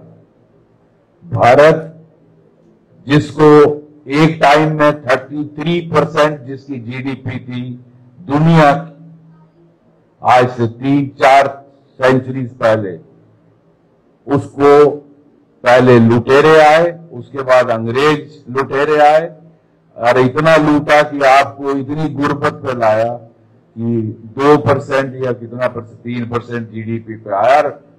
भूख मरी, यहां क्या क्या हुआ। इस भारत ने बहुत कुछ झेला। मैं एक हिस्ट्री की वो देख रहा था, कुछ राइटर्स ने लिखा है कि एग्जैक्ट एस्टिमेट ही लगा सकते हैं, एग्जैक्ट नंबर तो किसी ने गिने नहीं। पिछले 1000 साल में 300 से 400 मिलियन, इसका मतलब हुआ 30 से 40 करोड़ सनातनी लोग, क्योंकि भारत सनातनों का ही देश था। ये तो बाद में लोग आक्रांता आए, उन्होंने फोर्स्ड कन्वर्शन किया, तलवार पे किया, जैसे भी किया। उसके बाद अंग्रेज आए, तो ये बेसिकली सनातन की लैंड थी। यहाँ सभी धर्म, हिंदू, सिख, बौद्ध, जैन सभी थे यहाँ। तो इतना यहाँ मैसेकर हुआ, 300 से 400 मिलियन सनातनियों का कत्ल हुआ। और अगर आपने सुना ही होगा हिंदू कुश माउंटेन, जो उसका नाम ही इस पर पड़ा है कि वहां कत्ल किया जाता था, उसका नाम जो हिस्टोरियन लिखते हैं। और एक एक टके पे आपकी औरतों को लेके वहां बेचा जाता था बाजारों में। तो ये सब झेला है, लेकिन कई बार मैं सोचता हूं शायद ये कलयुग है, इस तरह ऐसा हो रहा है। अपने आप ही की एग्जाम्पल ले लो, अपने ही देश में रिफ्यूजी बन जाना, इससे शर्मनाक बात क्या हो सकती। मुझे नहीं समझ आता कि ये देश के लिए अपने ही लोग, अपने ही मुल्क में, अपने ही देश में एक विस्थापित हो जाएं और उनका इस तरह से रिफ्यूजी बन जाना, अपना सब कुछ छोड़कर, इससे बड़ी ट्रेजेडी क्या हो सकती। मैं देख रहा था जहां जहां इस वक्त जंग हो रही है, लोग भाग रहे। आप ईरान की बात ले लो, जो ईरान एक टाइम पे जोरेस्ट्रियम होता था, वहां उसको इस्लाम आने से पहले वो पूरा ओवरटेक हुआ। आज वहां लोग भाग रहे हैं जब ऊपर से बम्बार्डमेंट हो रही है। तो आपको घर छोड़ के जाना, सब कुछ छोड़ के जाना। और कश्मीर में तो ये पहली बार आपने जो झेला, जैसे आप कह रहे थे 7, मैं हिस्ट्री पढ़ रहा था, उसमें 7 वार एग्जाम्पल्स दिए हैं कैसे कैसे ये हुआ।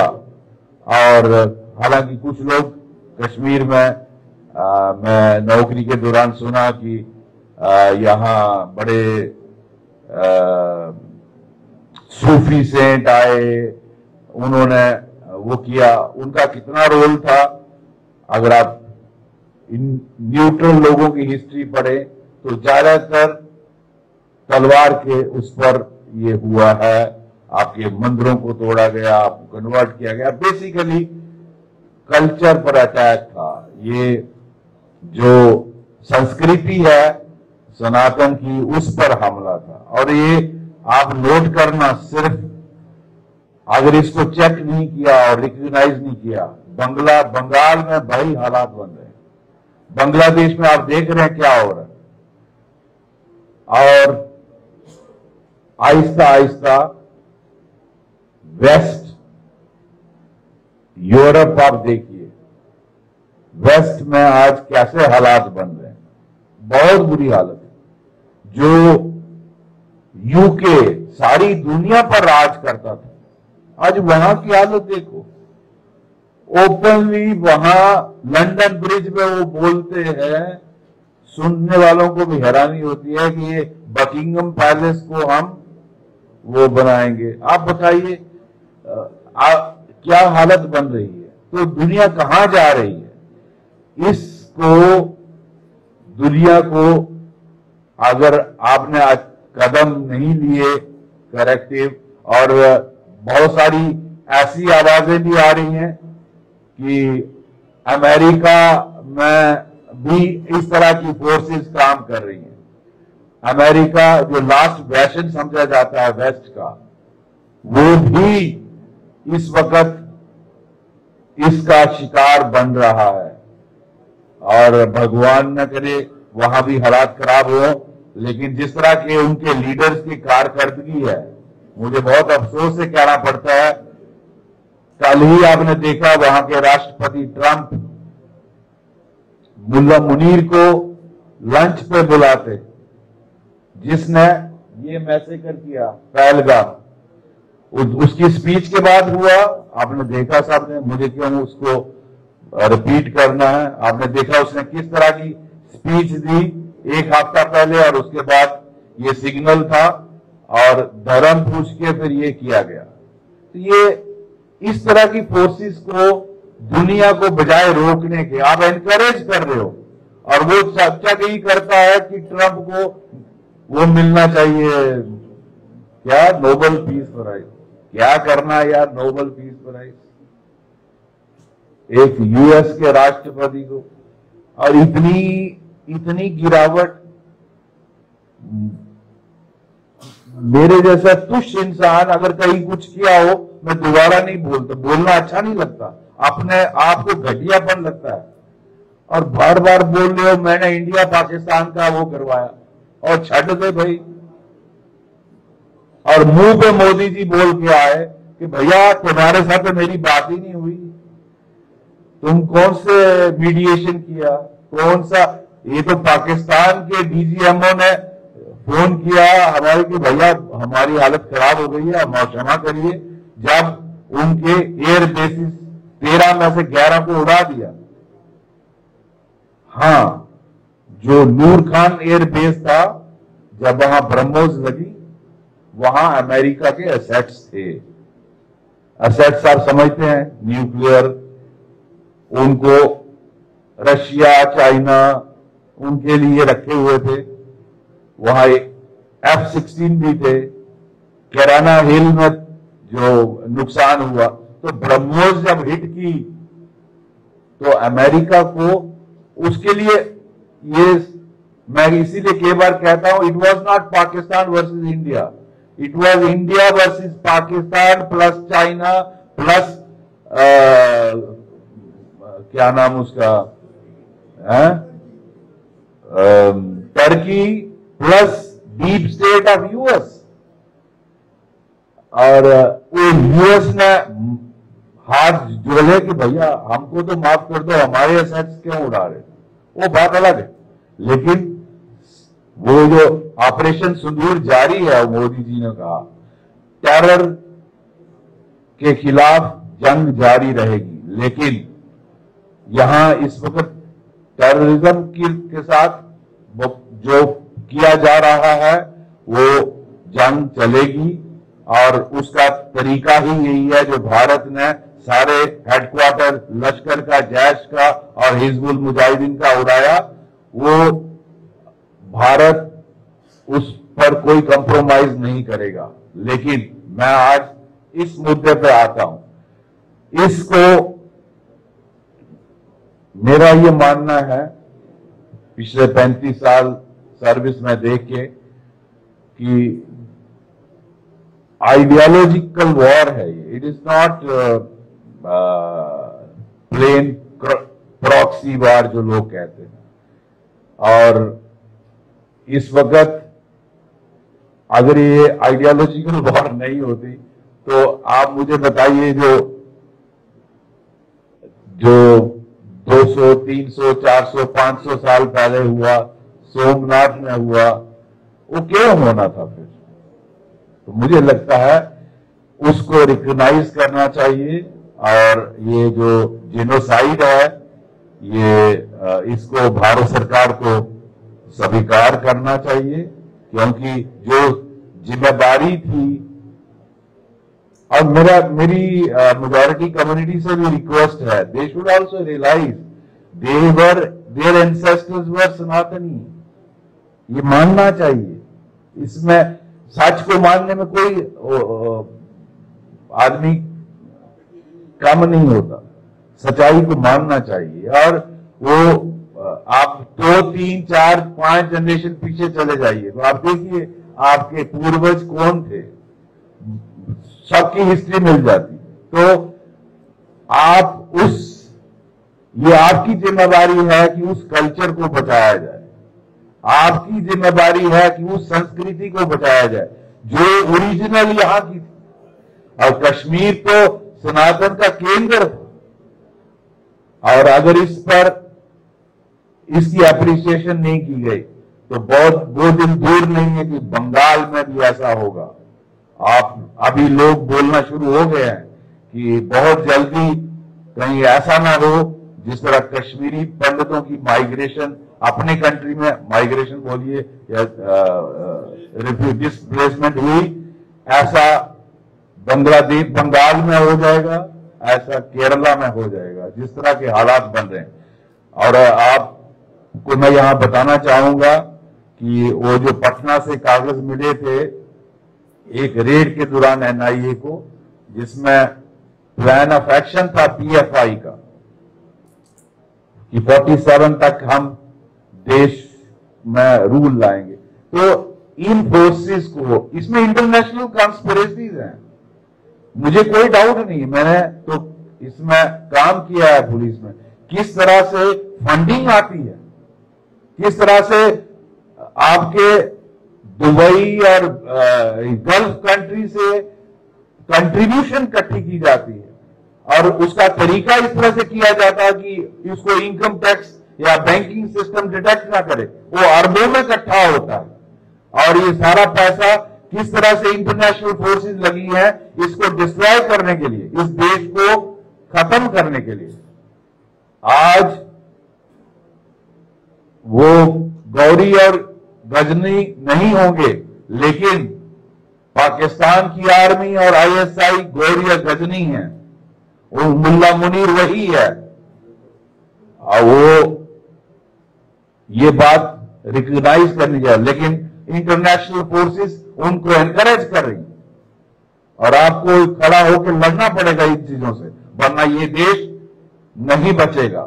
तो आप, इसलिए मेरी आप सबसे अपील है, इकट्ठे रहिए, मिल के रहिए।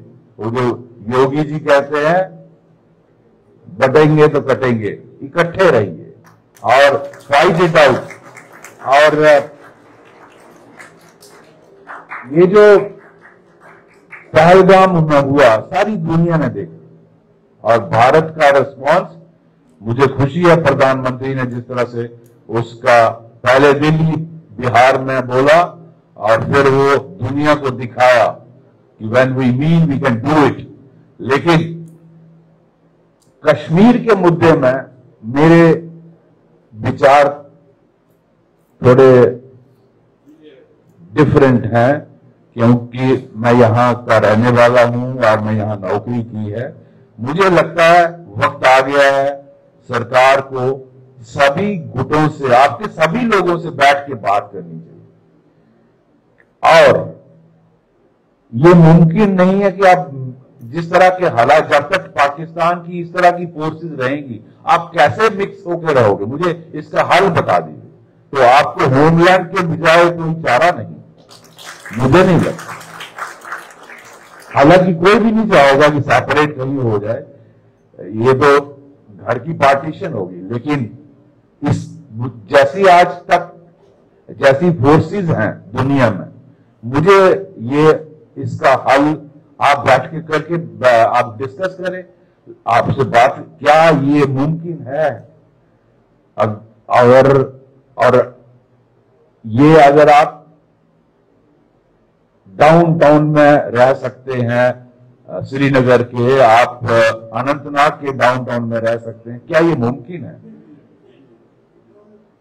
मुझे लगता नहीं, क्योंकि फिर आपको अल्टीमेटली वही होगा जो प्राइम मिनिस्टर स्कीम में इंप्लाइज थे, जो गांव गांव में लगाए गए। मैंने उस वक्त भी अपोज किया था। मैंने, अगर आप मेरा ट्वीट देखा होगा, कि इनको सिक्योर जगहों पर रखना चाहिए। हाँ, ये कोशिश जो आपके साथ 19 जनवरी को हुआ, मैं उन दिनों, मुझे याद है 19 जनवरी की डेट याद है, मैं यंग एएसपी था बड़गाम में। बड़गाम एक डिस्ट्रिक्ट है कश्मीर घाटी में, जानते हैं आप।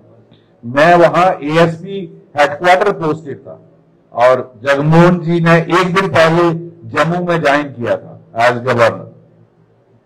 उनको भी गलत ब्लेम करते हैं कि जगमोहन ने यहां से निकाल दिया, उसके बाद बम्बार्डमेंट करनी। झूठ, ऐसा कोई प्लान नहीं कि पंडितों को नहीं। ये मिसचीवियस, ये जो नैरेटिव बनाते हैं ना, कैंपेन चलाते हैं, ये गलत। जगमोहन जी के साथ मैंने काम किया, वो डायरेक्ट फोन करते थे, मैं बहुत जूनियर लेवल, वो तो एसएचओ को फोन करते थे। तो उनका एक स्टाइल था, आप जानते हैं जगमोहन। तो ये जो लोग ये बोलते हैं कि जगमोहन ने ऐसा किया, गलत है वो। और उस 19 की रात जहां डीसी और डिपकॉम ऑफिस है श्रीनगर में, क्या बोलते हैं उसको, शेरगढ़ी नहीं, थाना पड़ता है वो जो सेक्रेटरीट का थाना है, शहीदगंज। ये शहीदगंज के इलाके में वहां रेड चल रहा था टेररिस्टों को पकड़ने। उन दिनों इंफॉर्मेशन इतनी नहीं आती थी और मैं यंग एएसपी था, तो मुझे उस वक्त के जो डीजीपी थे और आईजी कश्मीर थे, उन्होंने कहा कि आप बडगाम से श्रीनगर आइए, आपको यहां सुपरवाइज करना है, ये रेड हो रहा है तो टेररिस्टों को पकड़ने के लिए। तो मुझे वो दिन याद है और उसी दिन ये फिर ये नारे लगना शुरू हुए मस्जिदों से और एक्सोडस उस दिन हुआ। बहुत अनफॉर्चुनेट है। ये कोशिश जम्मू में भी की गई, जम्मू के पहाड़ी इलाकों में। आपको मैं शेयर करना चाहता हूं, मैं इनफैक्ट जब बडगाम से छुट्टी आता था जम्मू की तरफ, तो कई बार मैं अपनी वाइफ को कहता था कि अगर ये जो टेररिस्ट कश्मीर घाटी में है, ये अगर जम्मू के पहाड़ियों में आ जाएंगे क्या होगा, यहां तो बहुत खून खराबा होगा। और कई बार आपके मुंह से बात निकलती है वो सच हो जाती। और देखते देखते 1991, 92 में ये सारा डोडा, किश्तवाड़, रामबन, मोहर, रजौरी, पुंछ की पहाड़ियों में टेररिस्ट भर गए। सारा स्पिल ओवर हो गया जो पीर पंचाल रही से, और यहां उन्होंने अटैक करना शुरू कर। पहले थाने लूटे, फिर चौकियां लूटी, फिर ट्रेजरी लूटी, बारी रोज हर हफ्ते खबर आती थी ये थाना लूट लिया, ये, because police was not prepared. और उसके बाद उन्होंने माइनॉरिटी को हिट करना शुरू। वही प्लान जो ये पाकिस्तान का प्लान था, वही जिहादी मेंटालिटी जो एथनिक क्लींजिंग कश्मीर में की, वो जम्मू में भी करना चाहते थे। लेकिन शायद भगवान होता वही है जो ईश्वर चाहता है। तो ये बीडीसी का आइडिया दिमाग में आया। हम कई बार सोचते थे कितनी फौज लगाएंगे, कितनी ब्रिगेड आर्मी की लगाएंगे, कितनी सीआरपी की कंपनियां, बीएसएफ की कंपनियां आप लगाओगे। अल्टीमेटली पहाड़ों में तो खप जाती है फौज, उसको एक प्लाटून अपने प्रोटेक्शन के लिए चाहिए था, आपका कितनी। तो क्या होता था कि जब हमने ये देखा तो समझ में नहीं आ रहा था। आर्मी, पुलिस, सीआरपी सब सोचे कि कैसे माइनॉरिटी हिंदुओं को कैसे बचाया जाए। जब मैसेकर होने लगे इस पहाड़ों में, बहुत खून बहा जिस तरह कश्मीर में हुआ, तो ये एक बागनकोट गांव में, मैं एसएसपी उधमपुर था, तो मुझे एक दिन वहां से मैसेज आता है, मोहर तहसील आजकल रियासी डिस्ट्रिक्ट है, उन दिनों रियासी व सब डिवीजन ऑफ उधमपुर। तो वहां से मैसेज आता है कि वहां एक गांव है, उस पर अटैक कर दिया है और वहां 2 सिविलियन हिंदू, पुन्नू राम और दूसरे का नाम था, उनको मार दिया है। मैं मौके पे गया। उन दिनों बुद्धल के रास्ते से वहां रजौरी, बुद्धल, वहां से जाना इतनी दूर समझो जैसे कश्मीर जाना। मैं पहुंचा जब 10 घंटे के बाद, तो वहां वो लोग आए थे, गरीब लोग पहाड़ से, उनकी इतनी बुरी हालत थी कि घास की चप्पल पहनी थी और पैंट में टाकियां ज्यादा थी, इतना गरीब आदमी। तो उन्होंने वो 2 लाशें लाई थी, कहा इसको आप सर मैं क्या हुआ है, टेररिस्ट यहां से कश्मीर, एक इन्फिल्ट्रेशन होती थी, रजौरी पुंछ से कश्मीर घाटी में जाते थे। तो रास्ते में उन्होंने इस गांव पर हमला किया। वहां लोगों के पास हथियार नहीं था, उन्होंने कुल्हाड़ी और दराटी से उनसे मुकाबला किया। उन्होंने भी 2 टेररिस्ट मार दिए। तो वो मुझे लोग कहते हैं, मैंने उन दोनों जिनको मार दिया था उनकी बेटियां थी, बेटे नहीं थे, उनको कांस्टेबल लगा दिया पुलिस का, ले बेटियों को। और वो कहने लगे सर हमें हथियार चाहिए। अब कोई गवर्नमेंट ऑर्डर नहीं है हथियार देने के लिए, हथियार आप बिना गवर्नमेंट ऑर्डर के दे नहीं सकते। तो मैंने उन दिनों मोबाइल होते नहीं थी, मैंने वायरलेस मैसेज दिया, पीएच को कहा लोग डिमांड कर रहे हैं हथियार दे, तो मुझे इजाजत दी। मैंने 10 राइफलें मंगा के दी, वो पहली बीडीसी बन गई।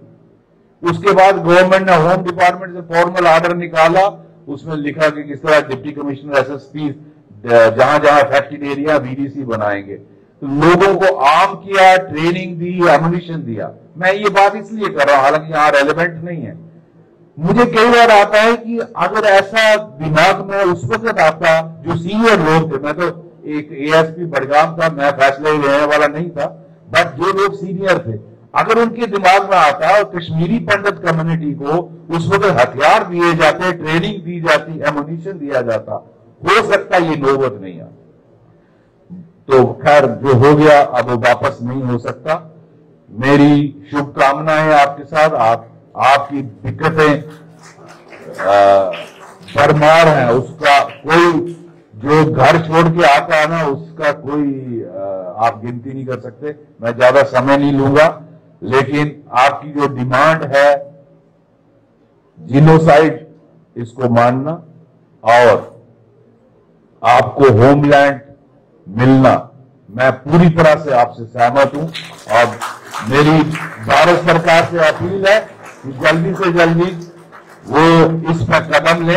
आप सबके सभी गुटों से बैठकर बात करें और इसका हल निकाले। तब तक अगर ये आज नहीं होगा, जब युग परिवर्तन हो रहा है, अगर आज आपको सख्त फैसले लेने की जरूरत है, चाहे यूसीसी लेना हो, एनआरसी बनाना हो, बड़े बड़े फैसले जो मोदी जी कहते हैं कि हमें वो फैसले लेने का वक्त आ गया, उसमें ये भी फैसला इंपॉर्टेंट है, लेना चाहिए। धन्यवाद।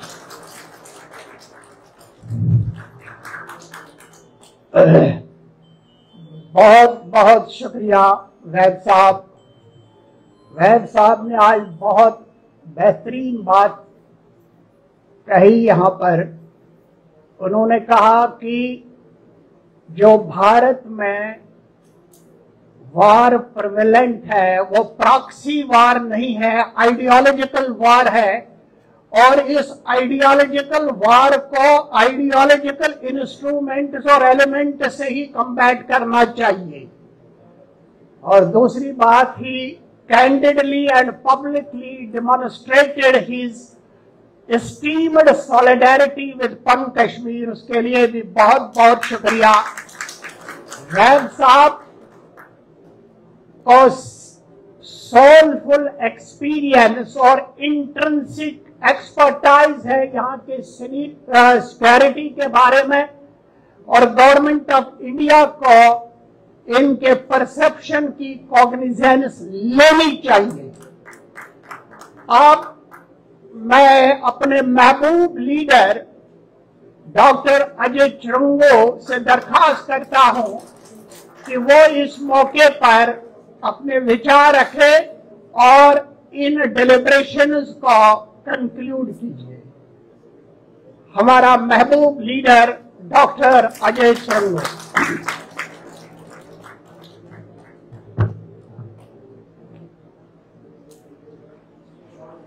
नमस्कार।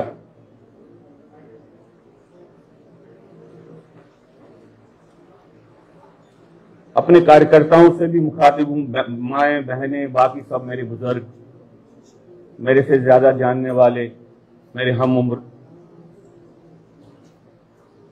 मैं चाहूंगा कि कम से कम उन लोगों के लिए जिनको आज के इस थीम के बारे में या आज के इस दिन के बारे में अगर पूरी जानकारी नहीं है, तो उनको थोड़ा सा फिर से विस्तार से कहूंगा। टीटू ने यहां पे आपके सामने इस विषय को रखा है, क्योंकि कार्यकर्ताओं को, समाज को, क्यों आप हर दिन किसी न किसी रूप में, टेंपल कमेटी में, आश्रम में, अपने मोहल्ले में, आप किसी न किसी रूप में पॉलिटिकली कॉन्शियस सेगमेंट के रूप में आप समाज से इंटरेक्ट करते हो, काम करते हो, कुछ न कुछ योगदान देने का प्रयत्न करते हो। देखिए, रिफ्यूजी जो बात है, हम उखड़े हुए, सिंपल भाषा में, लीगल भाषा में बात नहीं करूंगा, उखड़े हुए लोगों की बात करते हैं, जिनको जान के खतरे के कारण या जान को खतरा है इस डर के कारण अपनी जगह को छोड़ना पड़ा। जब आप इस दृष्टिकोण से देखेंगे तो आपको लगेगा हम भी रिफ्यूजी हैं, फिर हमने ये क्यों नहीं कहा, हम कभी भी अपने किसी इसमें क्यों नहीं लिखते हैं कि हम रिफ्यूजी हैं? जो अंतर्राष्ट्रीय मान्यता प्राप्त डेफिनेशन है, जो समझ है रिफ्यूजी का, वो है ये कि भाई जो लोग जान के खतरे के कारण अपनी जगह को छोड़ के, अपने मुल्क को छोड़ के दूसरे मुल्क में गए, तो दूसरे मुल्क में ऐसे उखड़े हुए लोगों को रिफ्यूजी कहते हैं। और जो रिफ्यूजी डे है, यह 1951 में जब यूनाइटेड नेशंस ने रिफ्यूजी कन्वेंशन को अडॉप्ट किया, और उसमें भी जो प्रमुख बात थी वो ये बात थी कि भाई जो ये डर के कारण, खतरे के कारण भागे हुए लोग हैं, इनको शरण लेने का एक अधिकार होना चाहिए, राइट टू असाइलम। और ये दुनिया में ये बात कहनी चाहिए कि भाई इनको शरण दीजिए, मानव के रूप में शरण दीजिए, उन सारे अधिकारों के समेत शरण दीजिए जो अधिकार आपके अपने मुल्क में है, जब तक इनके मुल्क में इनकी जगह पे हालात ठीक होंगे और ये वापस जा सके।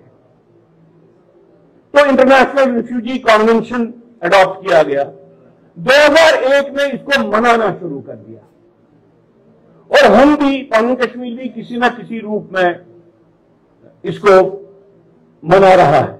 इस बार भी हमारे खास तौर से जो हमारी युवा टीम है, नितिन है, भूपिंदर है, ऐसे इन सब लोगों के आग्रह पे उन्होंने कहा कि नहीं, अभी पहलगाम का मैसेकर हुआ है, इसके बाद ऐसी गोष्ठी करना बड़ा अनिवार्य है, यह हमको करना चाहिए। और आज उस संदर्भ में हम बैठे हैं। अब बात यह है कि रिफ्यूजी जो है, उसका जो भाव है, वही भाव एक इंटरनली उखड़े हुए व्यक्ति का भी है, इंटरनली डिस्प्लेस्ड पर्सन का भी है। लेकिन क्योंकि हम अपने ही देश में एक जगह से उन्हीं कारणों के कारण, जिस कारण से रिफ्यूजी प्रॉब्लम बनती है, लेकिन देश को छोड़ के नहीं गई, देश के दूसरे भाग में आए, तो हमको किस बात की संज्ञा, हमको क्या डिफाइन किया जाए? तो कौमी कश्मीर ने इतने साल ये कहा कम से कम हम माइग्रेंट नहीं है। दूसरी बात यह भी कहा कि भाई क्योंकि हम कहते हैं कि इंटरनली डिस्प्लेस्ड पर्सन है, थोड़ा बहुत बेटर होगा, लेकिन इंटरनली डिस्प्लेस्ड पर्सन को लेकर अभी कोई अंतर्राष्ट्रीय स्तर पर भी कानून नहीं बना है, और राष्ट्रीय स्तर पर तो बात ही नहीं है। मैं इसलिए बोल रहा हूं कि भारत सरकार सिग्नेटरी है universal declaration of human rights का, charter of universal declaration of human rights का। उसके तहत भारत सरकार इस बात को मानता है कि मानवता के खिलाफ सबसे जघन्य जो अपराध है वो जीनोसाइड है। इस बात को भारत सरकार ने माना है, फिर भारत के पार्लियामेंट ने इसको अडॉप्ट किया है। उसके बाद जो तीसरा काम करना था उनको कि इस जीनोसाइड का निराकरण करने के लिए उनको एक कानून लाना चाहिए था, वो कानून इन्होंने नहीं लाया। हालांकि जीनोसाइड के मानने वाले अग्रणी देशों में भारत एक देश रहा है। तो हमको लगा कि सबसे जो ठीक हमारे लिए डेफिनेशन है वो जीनोसाइड विक्टिम का है, क्योंकि इसके तहत कानून भी है, भारत सरकार की प्रतिबद्धता भी है कि इसको जीनोसाइड को नहीं होने देना है, और हम इस रूट को अडॉप्ट करके अपनी प्रॉब्लम का जो पूरा एक विस्तार है, कॉम्प्रिहेंसिवनेस है, इसके बारे में हम सोल्यूशन ढूंढ सकते हैं, बात कर सकते हैं, भारत सरकार को भारत के कानून के तहत एंगेज भी कर सकते हैं। जो मैंने इंटरनल डिस्प्लेस्ड पर्सन्स की आपको बात की, दुनिया में जो ईयू का, देखिए अपनी जगह से लोग जाते हैं, इनको बोलते हैं इकोनॉमिक माइग्रेंट्स, किसी दूसरी जगह गए, नौकरी करनी है, बिजनेस करनी है, तो इकोनॉमिक रीजन के कारण लोग निकलते हैं, इनको इकोनॉमिक माइग्रेंट्स बोलते हैं। कुछ लोग वहां पे हालात खराब होते हैं, एनवायरमेंटल हालात खराब होते हैं, बाढ़ आती है, भूचाल आता है, वहां की जमीन कटती है, पहाड़ गिर जाता है, लैंडस्लाइड आ जाता है, इसके कारण लोगों को अपना घर छोड़ना पड़ता है। इनको एनवायरमेंटल माइग्रेंट्स कहते हैं। ना तो हम एनवायरमेंटल माइग्रेंट्स हैं, ना तो हम इकोनॉमिक माइग्रेंट्स हैं। इसलिए इंटरनली डिस्प्लेस्ड पर्सन हम हैं, लेकिन उसके तहत कोई ऐसा कोई बृहद कानून नहीं है, इसकी मान्यता नहीं है। इंटरनली डिस्प्लेस्ड पर्सन पे यूनाइटेड नेशंस में बहुत बार अभी भी डिबेट चल रहा है। बहुत रैपोर्टियर बने हैं, कमीशन बने हैं, जिन्होंने ये बार बार कहा है कि इनकी प्रॉब्लम तो रिफ्यूजी से ज्यादा खतरनाक है, क्योंकि रिफ्यूजीज के अधिकार अंतर्राष्ट्रीय मांग का प्राप्त अधिकार है। जैसे अफगान के रिफ्यूजी इंडिया में आए तो इनके अधिकार बिल्कुल लिखित रूप से है कि क्या अधिकार है, इनको कितना रिलीफ देना है, ये अंतर्राष्ट्रीय रिलीफ के हकदार भी हैं। जिस कंट्री में जाएंगे वहां का भी रिलीफ उसको मिलेगा, लेकिन बाकी लोग अगर दुनिया का कोई भी व्यक्ति इनको रिलीफ देना चाहे इनको इकोनॉमिक मदद मिल सकती है।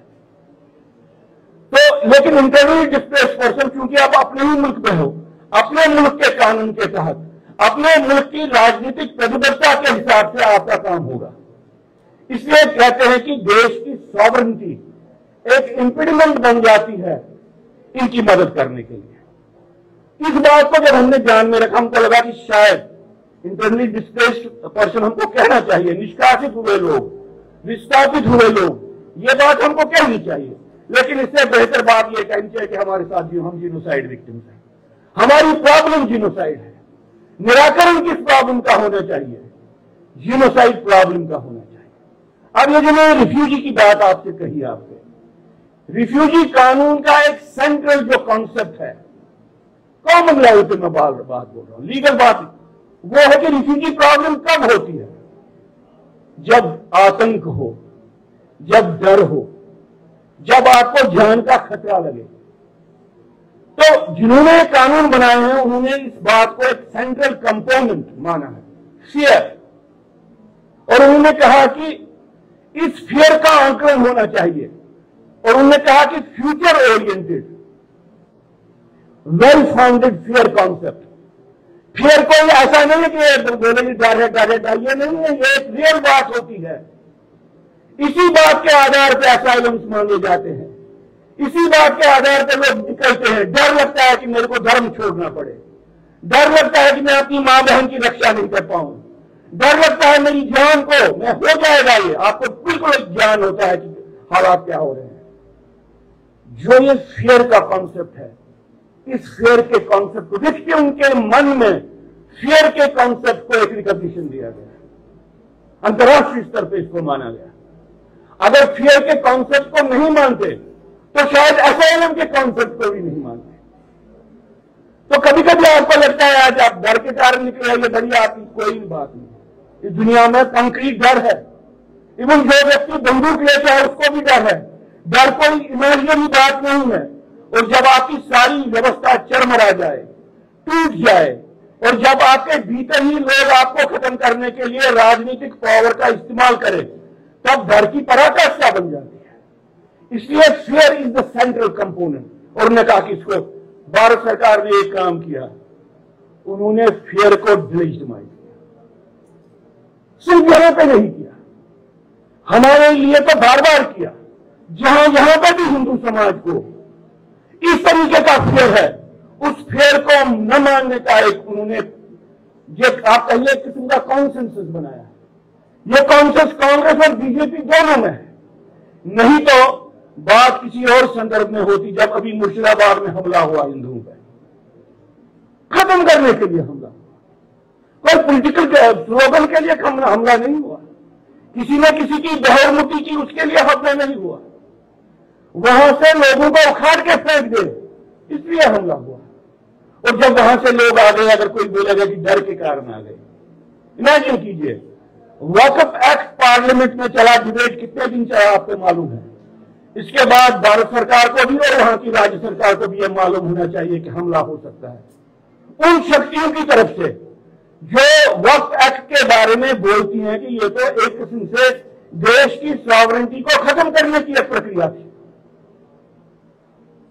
तो यहां पे बैकलैश, किन किन एरियाज में यह बैकलैश हो सकता है, इसके बारे में सरकार सचेत होनी चाहिए। सरकार सचेत नहीं, क्योंकि सरकार politically at an intellectual level जब हालात बिगड़ते हैं तो डर कैसे बढ़ता है, खतरा कैसे बढ़ता है, इस कॉन्सेप्ट को ही नहीं मानती है। और जब वो इस कॉन्सेप्ट को नहीं मानती है तो रिफ्यूज, शरण लेने की प्रक्रिया को वो मानेंगे ही नहीं। तो बात सिर्फ इतनी नहीं है कि भारत सरकार भारत सरकार को कोई भी, मैं समझता हूं कॉन्सेंसस है। कांग्रेस भी वैसे ही बहुत से इश्यू को चला रही है, बीजेपी भी चला रही है। कुछ इश्यू को लेकर बीजेपी ने बेहतर परफॉर्म किया, जैसे जो पाकिस्तान के साथ हमारी रिलेशन थी, जिस फ्रेमवर्क में उसको कंडक्ट किया जाता था, उसमें कुछ बेहतरी हुई है। जैसे आजकल बात चलती है new norm of normal, new norm Pakistan के साथ रिलेशनशिप का। आजकल बात चलती है कि अब हम टेरर को एक्ट ऑफ वॉर मानेंगे। अभी उसकी योजना कैसे बनेगी, कल को अगर टेरर एक्ट होता है उसको लेके वो कैसे रिस्पॉन्ड करेंगे, मैं उसके बारे में बात नहीं करता हूं। मैं ये कहता हूं कि आप एक कदम आगे चले। और सबसे बढ़िया बात जो हुई, जो मैं समझता हूं यहां पे डेली जनरल साहब भी, जब इन्होंने बात की कि मैंने वीडीसी को अपने लेवल पे इनिशिएट करने की कोशिश की, ऐसा हुआ है। प्रतिभाशाली ऑनेस्ट पैट्रियोटिक ऑफिसर्स ने या लीडर्स ने अपने अथॉरिटी के दायरे में कभी ऐसा काम किया जो सबके लिए प्रेरणा का काम बन गया। मैं आपको कहना चाहता हूं वैद जी कि ऐसा नहीं है। ये बात की गई है ऑफिसर्स के साथ 90 से पहले कि आप कुछ एक्स्ट्रा ऑर्डिनरी मेजर्स कीजिए, कश्मीरी हिंदू को वहां से उखाड़ने की प्रक्रिया चल रही है। इमीडिएटली 90 की हमने आर्मी से भी बात की, हमने सरकार से भी बात की। मैं अपने आप को कोई दूर का व्यक्ति नहीं बोल रहा, मैंने ऐसे इंटरेक्शंस में पार्टिसिपेट किया। देख लीजिए आप इस विषमता को देख लीजिए। अगर आज ये कहा जाए जो कश्मीरी हिंदू विस्थापित एम्प्लॉय कश्मीर में है उनमें हम 10 वीडीसी बनाएं, क्या सरकार बनाने देगी? डिफरेंस देख लीजिए।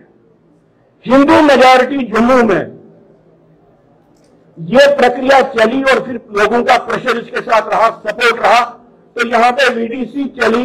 लेकिन वीडीसी को भी बार बार खत्म करने के अभियान भी चले, लेकिन पॉलिटिकल सपोर्ट के कारण और इसकी एक्चुअल इंप्लीमेंटेशन के कारण जो फायदे हुए उसके कारण यहां पे रखी। हमने सरकार से कहा कि भाई अभी आप कहते हो, आप हमारी बात ये मानने के लिए तैयार नहीं हो कि वहां पे जो एम्प्लॉई है उसको खतरा है, उसको निकालेंगे। बार बार उसको निकाला जा रहा है, बार बार उसको मारा। ये बात भाजपा के टाइम पे रिलीज क्लींजिंग हुई है। क्या आप इस बात को मान सकते हो कि उसके लिए वीडीसी लाने? कम से कम 4 ग्रुप पॉइंट जश्न में हम ट्रांजिशन कैंप में वीडीसी खड़ा करें, हाल में हम वीडीसी खड़ा करें। इस प्रक्रिया को आपने क्यों नहीं किया? मैं समझता हूं इस प्रक्रिया को इसलिए नहीं किया कि इसमें एक मुस्लिम वीटो काम करता है। नहीं, कश्मीर घाटी में ऐसी व्यवस्था नहीं होने देंगे और भारत सरकार इस मुस्लिम वीटो के जो आयाम है, इसके जो विघटनकारी आयाम है, उनको एड्रेस नहीं करना चाहती है। अब रही बात जो पहलगाम में हुआ, वो पुनरावृत्ति है जो कश्मीरी हिंदू के साथ। और आपको मालूम है हमने कितनी बार बोला कि भाई जीनोसाइड जब होता है इसको आप नहीं मानते हो तो इसकी पुनरावृत्ति होती है। जब शिवखोड़ी पे हिंदू पिलग्रिम्स पे हमला हुआ ये वही जीनोसाइड था। जब डांगरी में आइडेंटिटी कार्ड देके, आधार कार्ड देके लोगों को मारा गया, ये वही पुनरावृत्ति है। भारत सरकार ने ये कहा it is an attack on the soul of India, लेकिन भारत सरकार ने ये नहीं कहा कि जो ये हुआ ये एक जीनोसाइड की घटना है, जो ये पहलगाम में हुआ एक जीनोसाइड की घटना है। भारत सरकार ने क्या कहा? ये हिंदू मुस्लिम यूनिटी को डिस्टर्ब करने की ये घटना है। फर्क है। ये मानना कि आइडियोलॉजिकल ऑब्जेक्टिव इस लड़ाई का, जिसको ये टेररिज्म कहते हैं, हम जिहाद कहते हैं, ये मानना कि ये इसका ऑब्जेक्टिव जीनोसाइड है, disintegration of Hindu demography, destruction of Hindu demography, ये मानने के लिए बाकी सारे बातें बाद में आती है, लेकिन ये कहना कि इसका जीनोसाइड के साथ शायद संबंध नहीं, या वो बात करना ही नहीं, उस पर चुप करके बैठना और कहना कि ये हिंदू मुस्लिम यूनिटी को डिस्ट्रॉय करने के लिए। तो इसके पीछे क्या मंशा है? इसके पीछे वही मंशा है कि जो आपने एक एडमिनिस्ट्रेटिव तंत्र बनाया है, जिस एडमिनिस्ट्रेटिव तंत्र के तहत आप एक टूरिज्म की पॉलिसी को चलाते थे, जिस एडमिनिस्ट्रेटिव तंत्र के तहत आप पॉलिटिकल सिस्टम में अलगाववादियों को जगह देते थे ये सोच के कि अलगाववादी बदल जाएंगे, जिस पॉलिटिकल सिस्टम के कारण आप समझते हैं कि हम बहुत सी बातों के बारे में आंखें मूंद देंगे, वो क्या होता है, इलेक्शन कैंपेन चल रहा है और जो कैंडिडेट है वो प्रोपाक भाषण करता है, मान लीजिए, वो कम्युनल भाषण करता है, मान लीजिए, वो अलगाववादी भाषण करता है, मान लीजिए, आप बोलते हैं कि इसको हम नजरअंदाज करेंगे क्योंकि आखिरकार वो इलेक्शन में पार्टिसिपेट करता है और इलेक्शन में अगर ये जीत गया इसको हिंदुस्तान के कानून की शपथ भी लेनी पड़ेगी, तो हम इसको इधर ला रहे हैं। हम ये नहीं सोचते हैं कि हम इसको जगह दे रहे हैं, हम इसको अंदर जगह दे रहे हैं, पनपने के लिए जगह रह रहे हैं। हम इसको ये मैसेज देते हैं कि हमारा डेमोक्रेटिक सिस्टम भारत के कानून के बाहर काम करता है, या हमारे डेमोक्रेटिक सिस्टम में भारत के कानून का महत्व बहुत कम है, क्योंकि अगर ये नहीं होता तो महबूबा मुफ्ती की पार्टी पीडीपी कब की बैन हो गई होती, ये नॉर्मल पार्टी नहीं होती, और महबूबा मुफ्ती की पार्टी अगर बैन हो गई होती तो नेशनल कॉन्फ्रेंस को भी एक डिसाइसिव मैसेज मिलता है, भाई आप भी सोच लो, दोनों तरफ की राजनीति नहीं चलेगी। तो भारत सरकार की एक सोच है, पहला क्या उसका ये है, भारत सरकार की सोच है कि जीनोसाइड को नहीं मानना। हिंदुस्तान में कहीं भी अगर हिंदू के साथ जीनोसाइडल घटना घटे इसको नहीं मानना, ये इनकी पॉलिसी का एक इंटीग्रल कंपोनेंट है। दूसरा कंपोनेंट है कि भाई जो ये लड़ाई चल रही है इसके स्वरूप को, जिसको वो लड़ाई करने वाले जिहाद बोलते हैं, इसको नहीं मानना, इसको बोलना कि ये टेररिज्म है। ये समझ लीजिए आप टेररिज्म क्यों बोलते हैं, ये कहना कि इसके साथ लोग नहीं है, ये छुटपुट घटना है, कुछ लोग कर रहे हैं, बाकी लोग हमारे साथ हैं। आपने कभी समझा है ये क्यों कहा जाता है हर एक घटना के बाद इसमें फॉरेन मर्सरी था या नहीं था? ये क्यों कहा जाता है कि भाई हमारे पास 100 टेररिस्ट एक्टिव हैं जिसमें 70 या 80 फॉरेन मर्सरीज है? इस बात को बार बार बिल्कुल डंके की चोट पे क्यों कहा जाता है? इसलिए कहा जाता है कि ये कहने के लिए कि लोकल इसमें कोई साथ नहीं है, ये बाहर के लोग आ गए हैं, ये बीमारी हमारी बीमारी नहीं है, बाहर से कोई बीमारी लेके आया। लेकिन भारत सरकार ये नहीं समझती है कि जब हम ये कहते हैं कि फॉरेन मर्सनरी है, फॉरेन टेररिस्ट है, हम एक्चुअली कहते हैं कि यहाँ पे सेपरेटिज्म को और टेररिज्म को ज्यादा सपोर्ट है। इसलिए क्योंकि एक लोकल टेररिस्ट को अगर काम करना उसको ज्यादा जरूरत नहीं है, किसी को उसको ये बोलना कि तुमको कहां पे जाना है, किसी को रास्ता दिखाना उसकी जरूरत नहीं है, वो लोकल है, वो अपने किसी भाई बंधु के पास रह सकता है, ज्यादा सपोर्ट सेट की जरूरत नहीं है।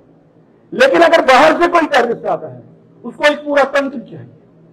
तो भारत सरकार इनडायरेक्टली तो मानती है कि ये तो यहाँ पे तो पूरा उनके ही कब्जे में है, क्योंकि अगर आज हमको ये कहा जाता है कि कठुआ में हमला हुआ, ये कहां पे रहे और किनकी मदद से ये आगे गए या पीछे गए या कहीं और गए, भारत सरकार ये नहीं कहना चाहती है। क्यों? इस बात को मान लीजिए, आपके जीनोसाइड को जीनोसाइड नहीं मानना, इसका मतलब है पाकिस्तान के साथ युद्ध को नहीं मानना। ये बात आप समझ लीजिए। भारत सरकार ने, प्रधानमंत्री ने और डिफेंस मिनिस्टर ने बहुत से भाषण किए कि हमको पाकिस्तान ये प्रॉब्लम क्रिएट करना है। उन्होंने ये कहा कि हमारे एक्ट ऑफ टेरर को एक्ट ऑफ वॉर मानेंगे। ये भारत सरकार ने कहा, प्रधानमंत्री ने कहा, होम मिनिस्टर ने कहा, डिफेंस मिनिस्टर ने कहा। जिस दिन सीज फायर हुआ उस दिन जो हमारे डीजीएमओ साहब है उन्होंने कहा कि हम सीज फायर कर रहे हैं, उनके कहने पे कर रहे हैं, ये टेम्परेरी है, अभी जो भी उन्होंने भाषा का प्रयोग किया। लेकिन उन्होंने कहा कि terrorist is our enemy, Pakistani army is not our enemy, Pakistani state is not our enemy. अगर उन्होंने ये कहा तो फिर दूसरी बात जो प्रधानमंत्री ने कही या तो ये गलत है या तो वो गलत बोल रहा है। इस ढकोसले के बीच में ये पॉलिसी चल रही है, दोनों चीजें कहना। और सबसे बड़ा भयानक ये है कि भाई अगर उनको जीनोसाइड मानना पड़ा तो उसके कारण उनको बोलना पड़ेगा पॉलिटिकल पार्टी को कि जीनोसाइड करने वाला एक तंत्र होता है, उस तंत्र को कानून के सामने लाना, ये बहुत जरूरी बात होती है।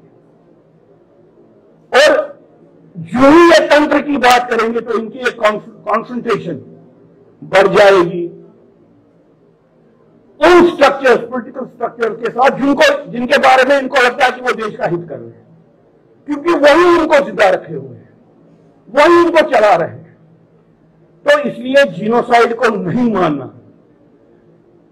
मान लीजिए प्रधानमंत्री कहते हैं यूनाइटेड नेशंस में, या प्रधानमंत्री अमेरिका जाके बोलते हैं भाई कश्मीर में जो हुआ ये एक जीनोसाइडल घटना है, तो वो दुनिया को बोलते हैं कि एक लड़ाई चल रही है हिंदू को खत्म करने की। वो दुनिया को ये बता सकते थे कि भाई हमको इतनी, हमारी ही कंट्री में हमारे कुछ लोगों को का साथ लेके पाकिस्तान लोगों को भेज रहा है जो यहां पे जीनोसाइड करना चाहते हैं। इसकी रूपरेखा अलग बन जाती, इसको समझने का तरीका अलग बन जाता। मान लीजिए ये बात आप सऊदी अरेबिया के प्रिंस से करते हैं कि भाई यह हमारी प्रॉब्लम है, वो भी इस बात को समझते हैं, लेकिन भारत सरकार की सोच है कि जो हमने लोकल तंत्र बनाया है, हाफ में सेपरेटिस्ट पार्टीज का, हाफ में सेपरेटिस्ट ग्रुप्स का, हम इनको बचाएं। वो समझते हैं, मैं ये आपको बिल्कुल होश से कहता हूं, भारत सरकार समझती है यहां पे राष्ट्रवाद अलगाववाद के रास्ते से आएगा, राष्ट्रवाद के रास्ते से नहीं आएगा। भारत सरकार समझती है कि यहां पे सेक्युलरिज्म कम्युनिज्म के रास्ते से आएगा। इसलिए हमको उन कम्युनल फोर्सेस को बचाना है जो हमारे साथ भी हैं, उन अलगाववादी फोर्सेस को बचाना है जो हमारे साथ भी हैं। आप इस भ्रम में नहीं रहना कि आप कभी किसी अर्थी के साथ मुसलमान को वहां पे जाते देखो। मैं इसको फ्यूरल सेक्युलरिज्म बोलता हूं।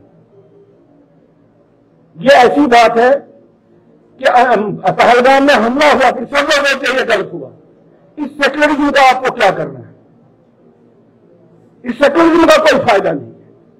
अगर आप ये चीखते चलाते हो कि भाई कहीं हमारा बिजनेस खत्म ना हो जाए, अगर पीछे ये प्रेरणा है तो फिर इस सेक्युलरिज्म का कोई महत्व नहीं है।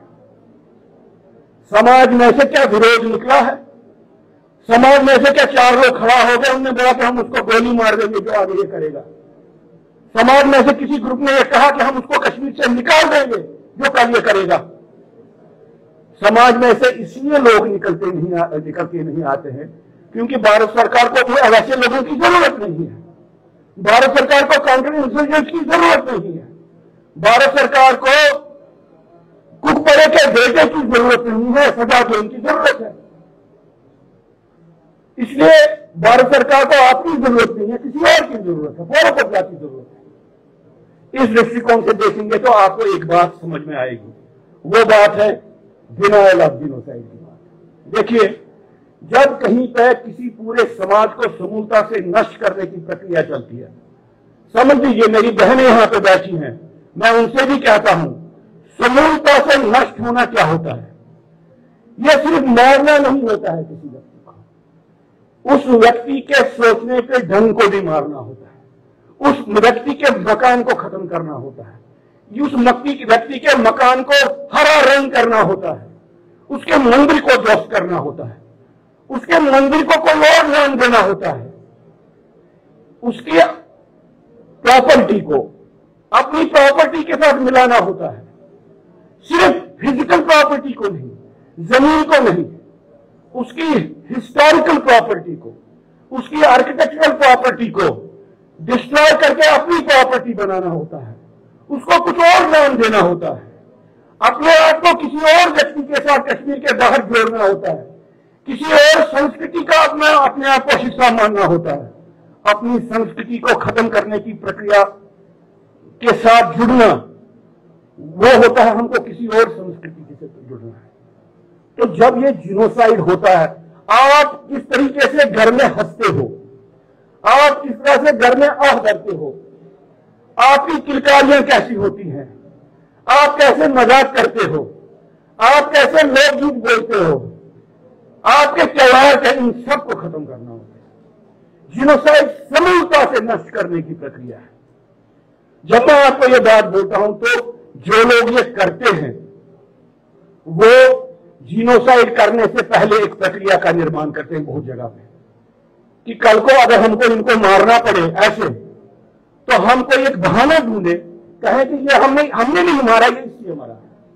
जिसको यहां पे टीटू ने कहा डिनायल, जातीय विध्वंस की प्रक्रिया को नकारने की बात, इसके बारे में झूठ बोलने की बात, इसको बोलते हैं denial of genocide. Denial of genocide को कहा गया है, जैसे जीनोसाइड को पूरी दुनिया में माना गया कि भाई सबसे बड़ा क्राइम क्या है मानवता के खिलाफ, वो जीनोसाइड है, जातीय विध्वंस है। और इस जीनोसाइड के बारे में बहुत से लोगों ने यह कहा कि इस जीनोसाइड की पराकाष्ठा क्या है।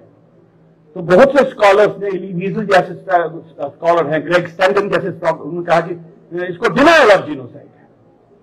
बहुत से स्कॉलर ने बोला कि नहीं, क्योंकि डिनायल हो सकता है डिस्ट्रक्शन से पहले ही शुरू हो जाए और डिस्ट्रक्शन के साथ चलता रहे, ये कोई एंड पे आने वाली बात नहीं है।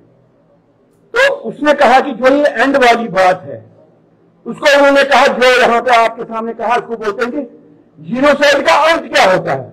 उसको उन्होंने वर्ड कहा अंग्रेजी में कंसोलिडेशन, एक ऐसी अवस्था जहां पे अब ये जीनोसाइड इशू ही न रहे, इसके बारे में सरकार भी भूल जाए, राजनीतिक तंत्र भी भूल जाए, और आप भी समझो कि इसका मतलब क्या है। एक कहने की क्या जरूरत है।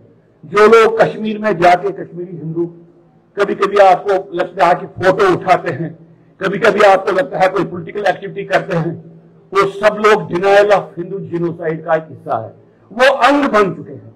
उनको मालूम है या नहीं मालूम है।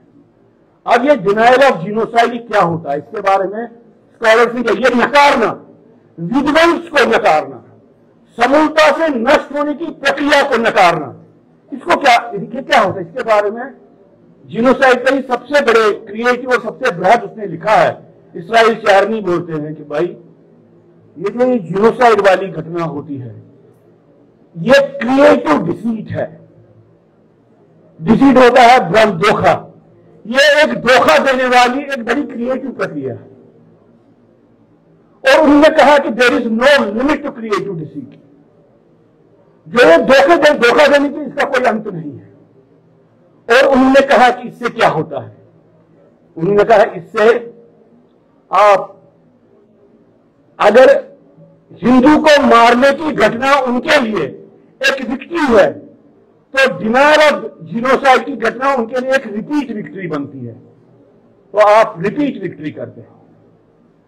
फिर इतना ही नहीं कहा रिपीट विक्ट्री करते हो, अगर हिंदू को मारने की घटना मर्डर है, इस मर्डर की स्मृति को खत्म करना, यह डबल मर्डर है, ये डबल मर्डर की घटना घटती है। वो कहते हैं ये लोग क्यों करते हैं, वो कहते हैं दो कारणों से ये लोग करते हैं। ये सिर्फ इसलिए नहीं करते हैं कि इनको कल को अपने आप को बचाना है, कानून से बचाना है। ये बात भी उनके दिमाग में होती है कि हम अपने आप को कानून से कैसे बचाएंगे, हम ये घटना कर रहे हैं, ये उनके पास होता है। लेकिन वो कहते हैं उसके अलावा उनको बार बार ये विक्ट्री, ये सैडिस्ट प्लेजर लेना कि मैं इस विक्टिम को बार बार मार रहा हूं, ये मेरे कब्जे में है, वो बात कर रहे हैं। तो साइकोलॉजिकल एक सैडिज्म इसके पीछे होता है। और तीसरी बात होती है, कहते हैं कि वो ये बात भी समझते हैं कि भाई कल को अगर ये इतिहास की किताबों में लिखा गया, कल को अगर ये अखबार में लिखा गया, बाकी आगे चल के इस पर इतिहास बना, तो ये जो एक घटना है, ये जो डिनायल की घटना है, ये कॉन्शियंस का एक हिस्सा बनेगी।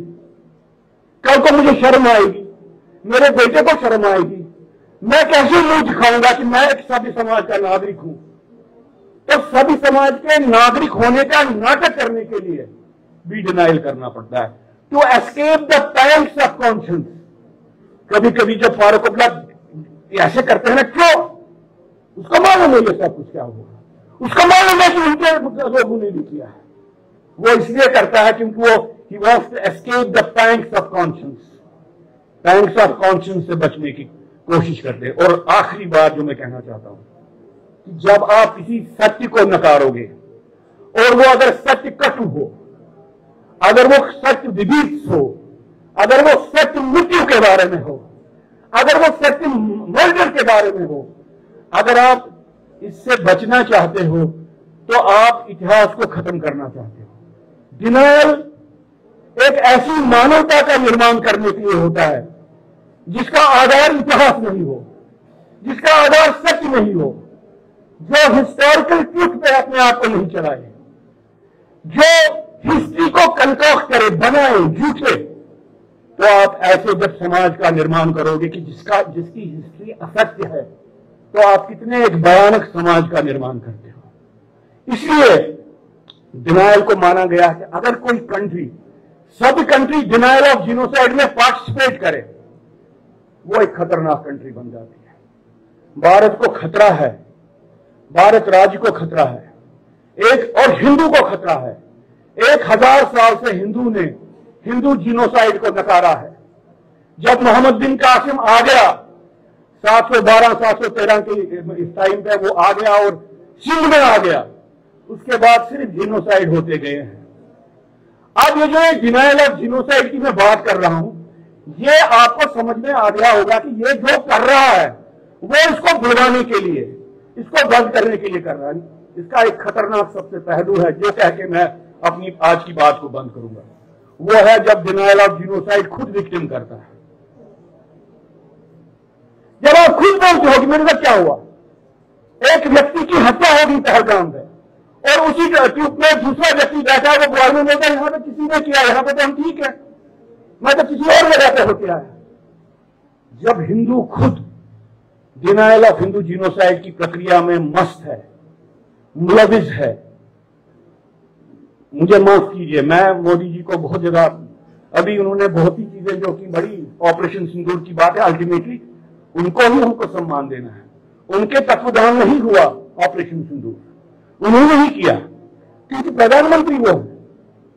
लेकिन मैं इसमें कोई, मुझे डिनायल ऑफ जीनोसाइड की प्रक्रिया में भाजपा सरकार कांग्रेस से भी ज्यादा विकृत रूप में है। इस बात को आप समझ लीजिए, ये हिंदू खुद क्यों करेगा? डर के कारण की लड़ाई बड़ी है, खौफ के कारण की क्या जिहाद को जिहाद नहीं माने, फिर तो लड़ाई है, फिर तो टोटल मोबिलाइजेशन है। जिस तरह से जिहाद को करने वाले कहते हैं कि जब बच्चा पैदा होता है और जब वो कब्र में जाने के लिए तैयार होता है, इसके बीच में जो लाइफ स्पैन है, इसको जिहाद करना ही करना है। आप एक सोल्जर हो, जिहाद के सोल्जर हो, और आपको ये करना। और ये भी कहा गया है, बहुत से लोग कहते हैं कि कुरान में इसकी मान्यता नहीं है। मैं आपको बहुत सी हदीस दिखा सकता हूं जहां पर यह कहा गया, प्रॉफिट से कहा गया कि भाई आप हमको बताइए जिहाद असगर क्या है और जिहाद अकबर क्या है। तो जिहाद अकबर हो गया ग्रेटर जिहाद, बड़ा जिहाद। उसने कहा अपने मन को शुद्ध करने की बात, अपने नफ्स को कंट्रोल करने की बात, मतलब स्पिरिचुअल एलिवेशन, इसको जिहाद अकबर कहते हैं। और काफिर पर हमला करना या काफिर से हमला रोकने की बात को करना, उसका प्रतिकार करना, इसको जिहाद असगर बोलते हैं। ये कहा। अब जिहाद असगर के बारे में किसी ने बोला, उसको बोला कि नहीं, इस बंदे ने ऐसा क्यों, देखो ये तो डायरेक्टली जन्नत में जाएगा। तो एक प्रिंसिपल बना हदीस के आधार पर। भाई बात, उसने किसी से पूछा कि भाई जन्नत कौन जा सकेगा? उसने बोला देखो जी, किसी ने हर एक व्यक्ति ने कुछ ना कुछ पाप किया है। जैसे प्रॉफिट था, उसने कोई पाप नहीं किया था, वो डायरेक्टली जन्नत गया। लेकिन बाकी जो कायनात है इस्लाम में, जो बाकी सब मोमिन है, उन्होंने कुछ ना कुछ तो पाप किया है, और वो कुछ ना कुछ पाप करने के कारण उनको कुछ देर तक जहन्नम में जाना पड़ेगा, कुछ देर तक नरक की आग को भुगतना पड़ेगा। तो ऐसा कोई नहीं है कि जिसको नहीं भुगतना पड़े। तो उसी ने फिर उन्होंने कहा कि लेकिन एक ही कंडीशन है जहां पे शायद काफिर से पहले हो जाए, अगर आपने जिंदगी में एक बार जिहाद किया हो काफिर के खिलाफ। अच्छा, आप में से जो लोग बोलते नहीं, वो चाहते हैं फिर हम गए ही निशानदार गए, फिर हमने इन बातों को अपना नजरअंदाज कीजिए, फंसने वाली बात है। मेरे को मेरे भाई लोग बोलते हैं, कभी कभी आप ये बोलते हो कि भाई अगर बीजेपी भी वही करे जो कांग्रेस का, आप क्या करोगे, आप क्या आशा दोगे? मैं एक आशा देना चाहता हूं, आप सिर्फ जो ये पाखंड है इसका साथ नहीं दीजिए, आपका उद्धार होगा। आप उसमें से निकलोगे, आप इसका साथ नहीं दीजिए, आप झूठ को झूठ नहीं कहिए, आप दुश्मन के साथ खड़ा नहीं हो जाइए, आप डिनायल ऑफ जीनोसाइड का एक हिस्सा नहीं बन जाइए। नमस्कार।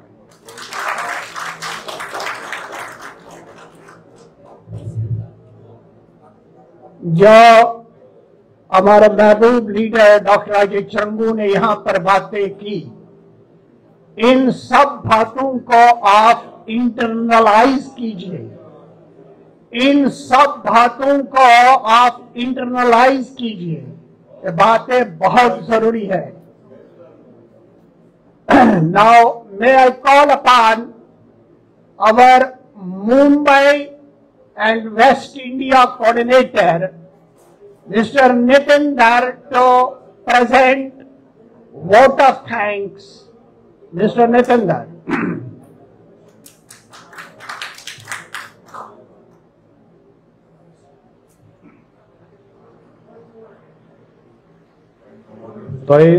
सारनी मियोन गोल्सगेंडित नमस्कार। मैं हिंदी में बात करूंगा क्योंकि कुछ लोग हैं जो हिंदी बेटर प्रेफर करेंगे। आज का जो प्रोग्राम है वर्ल्ड रिफ्यूजी डे, इसमें सभी एक्सपर्ट्स ने, लीडर्स ने आपके समक्ष जो भी इंपॉर्टेंट इश्यूज हैं, उनके एनालिसिस हैं, उनकी कॉम्प्रहेंशन है, वो प्रेजेंट किए। तो बहुत ज्यादा कुछ इसमें ऐड करने के लिए रह नहीं जाता है, मैं सिर्फ रीइटरेट करूंगा। आज की जो ये सभा है, ये सभा मुझे लगता है भारतवर्ष के लिए एक मैसेज होनी चाहिए और यहां से हम सब की तरफ से एक मैसेज जानी चाहिए across the political spectrum of the country कि हमारा समाज रिकंसिलिएशन जैसे प्रपोजिशंस को, ये जो भाईचारे वाली बातें हैं, ये जो गले लगाने वाली बातें हैं, without any sense of justice to this community, हम कैसे भूल सकते हैं कि हमारे घर किस तरह उजाड़े गए, हमारे मंदिर किस तरह जलाए गए, हमारी महिलाओं के साथ क्या हुआ, छोटे छोटे बच्चों को कैसे गोलियां मारी गई, ये हम कैसे भूल सकते हैं और ये हम कैसे बर्दाश्त कर सकते हैं कि आज तक इन सभी क्राइम्स के लिए एक भी मुजरिम जेल की सलाखों के पीछे नहीं है। और वो इसलिए क्योंकि जो क्राइम हमारे साथ हुआ है उसका कोई प्रावधान, कोई फ्रेमवर्क हमारे देश में नहीं है, जबकि एक इंटरनेशनल ऑब्लिगेशन भी है हमारे देश के ऊपर। तो हम ये पूरी सभा, मेरे हिसाब से हम सबको हाथ उठा के ये रिकंसिलिएशन वाले प्रोपोजिशन को रिजेक्ट करना चाहिए यूनानिमसली।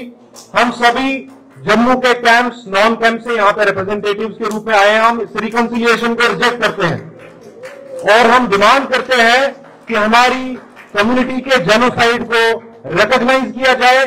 कश्मीरी पंडित, कश्मीरी माइग्रेंट का जो हमको स्टेटस दिया गया है, इसकी जगह हमको victims and survivors of genocide का स्टेटस दिया जाए और उसके अतिरिक्त जो हमारे अधिकार बनते हैं वो सब हमें कानूनी तरीके से दिए जाए। इसको छोड़ के हम कोई कॉम्प्रोमाइज करने के लिए तैयार नहीं है, किसी को गले लगाने के लिए तैयार नहीं है, किसी से हाथ मिलाने के लिए, किसी को माला पहनाने के लिए तैयार नहीं है। तो इसी प्रण के साथ और अंततः जो हमारा पुनर्वास कश्मीर में होगा, उसके लिए हम एक separate centrally administered union territory to the east and north of Vitasta as per Margdarshan resolution is our unanimous mandate since 1991।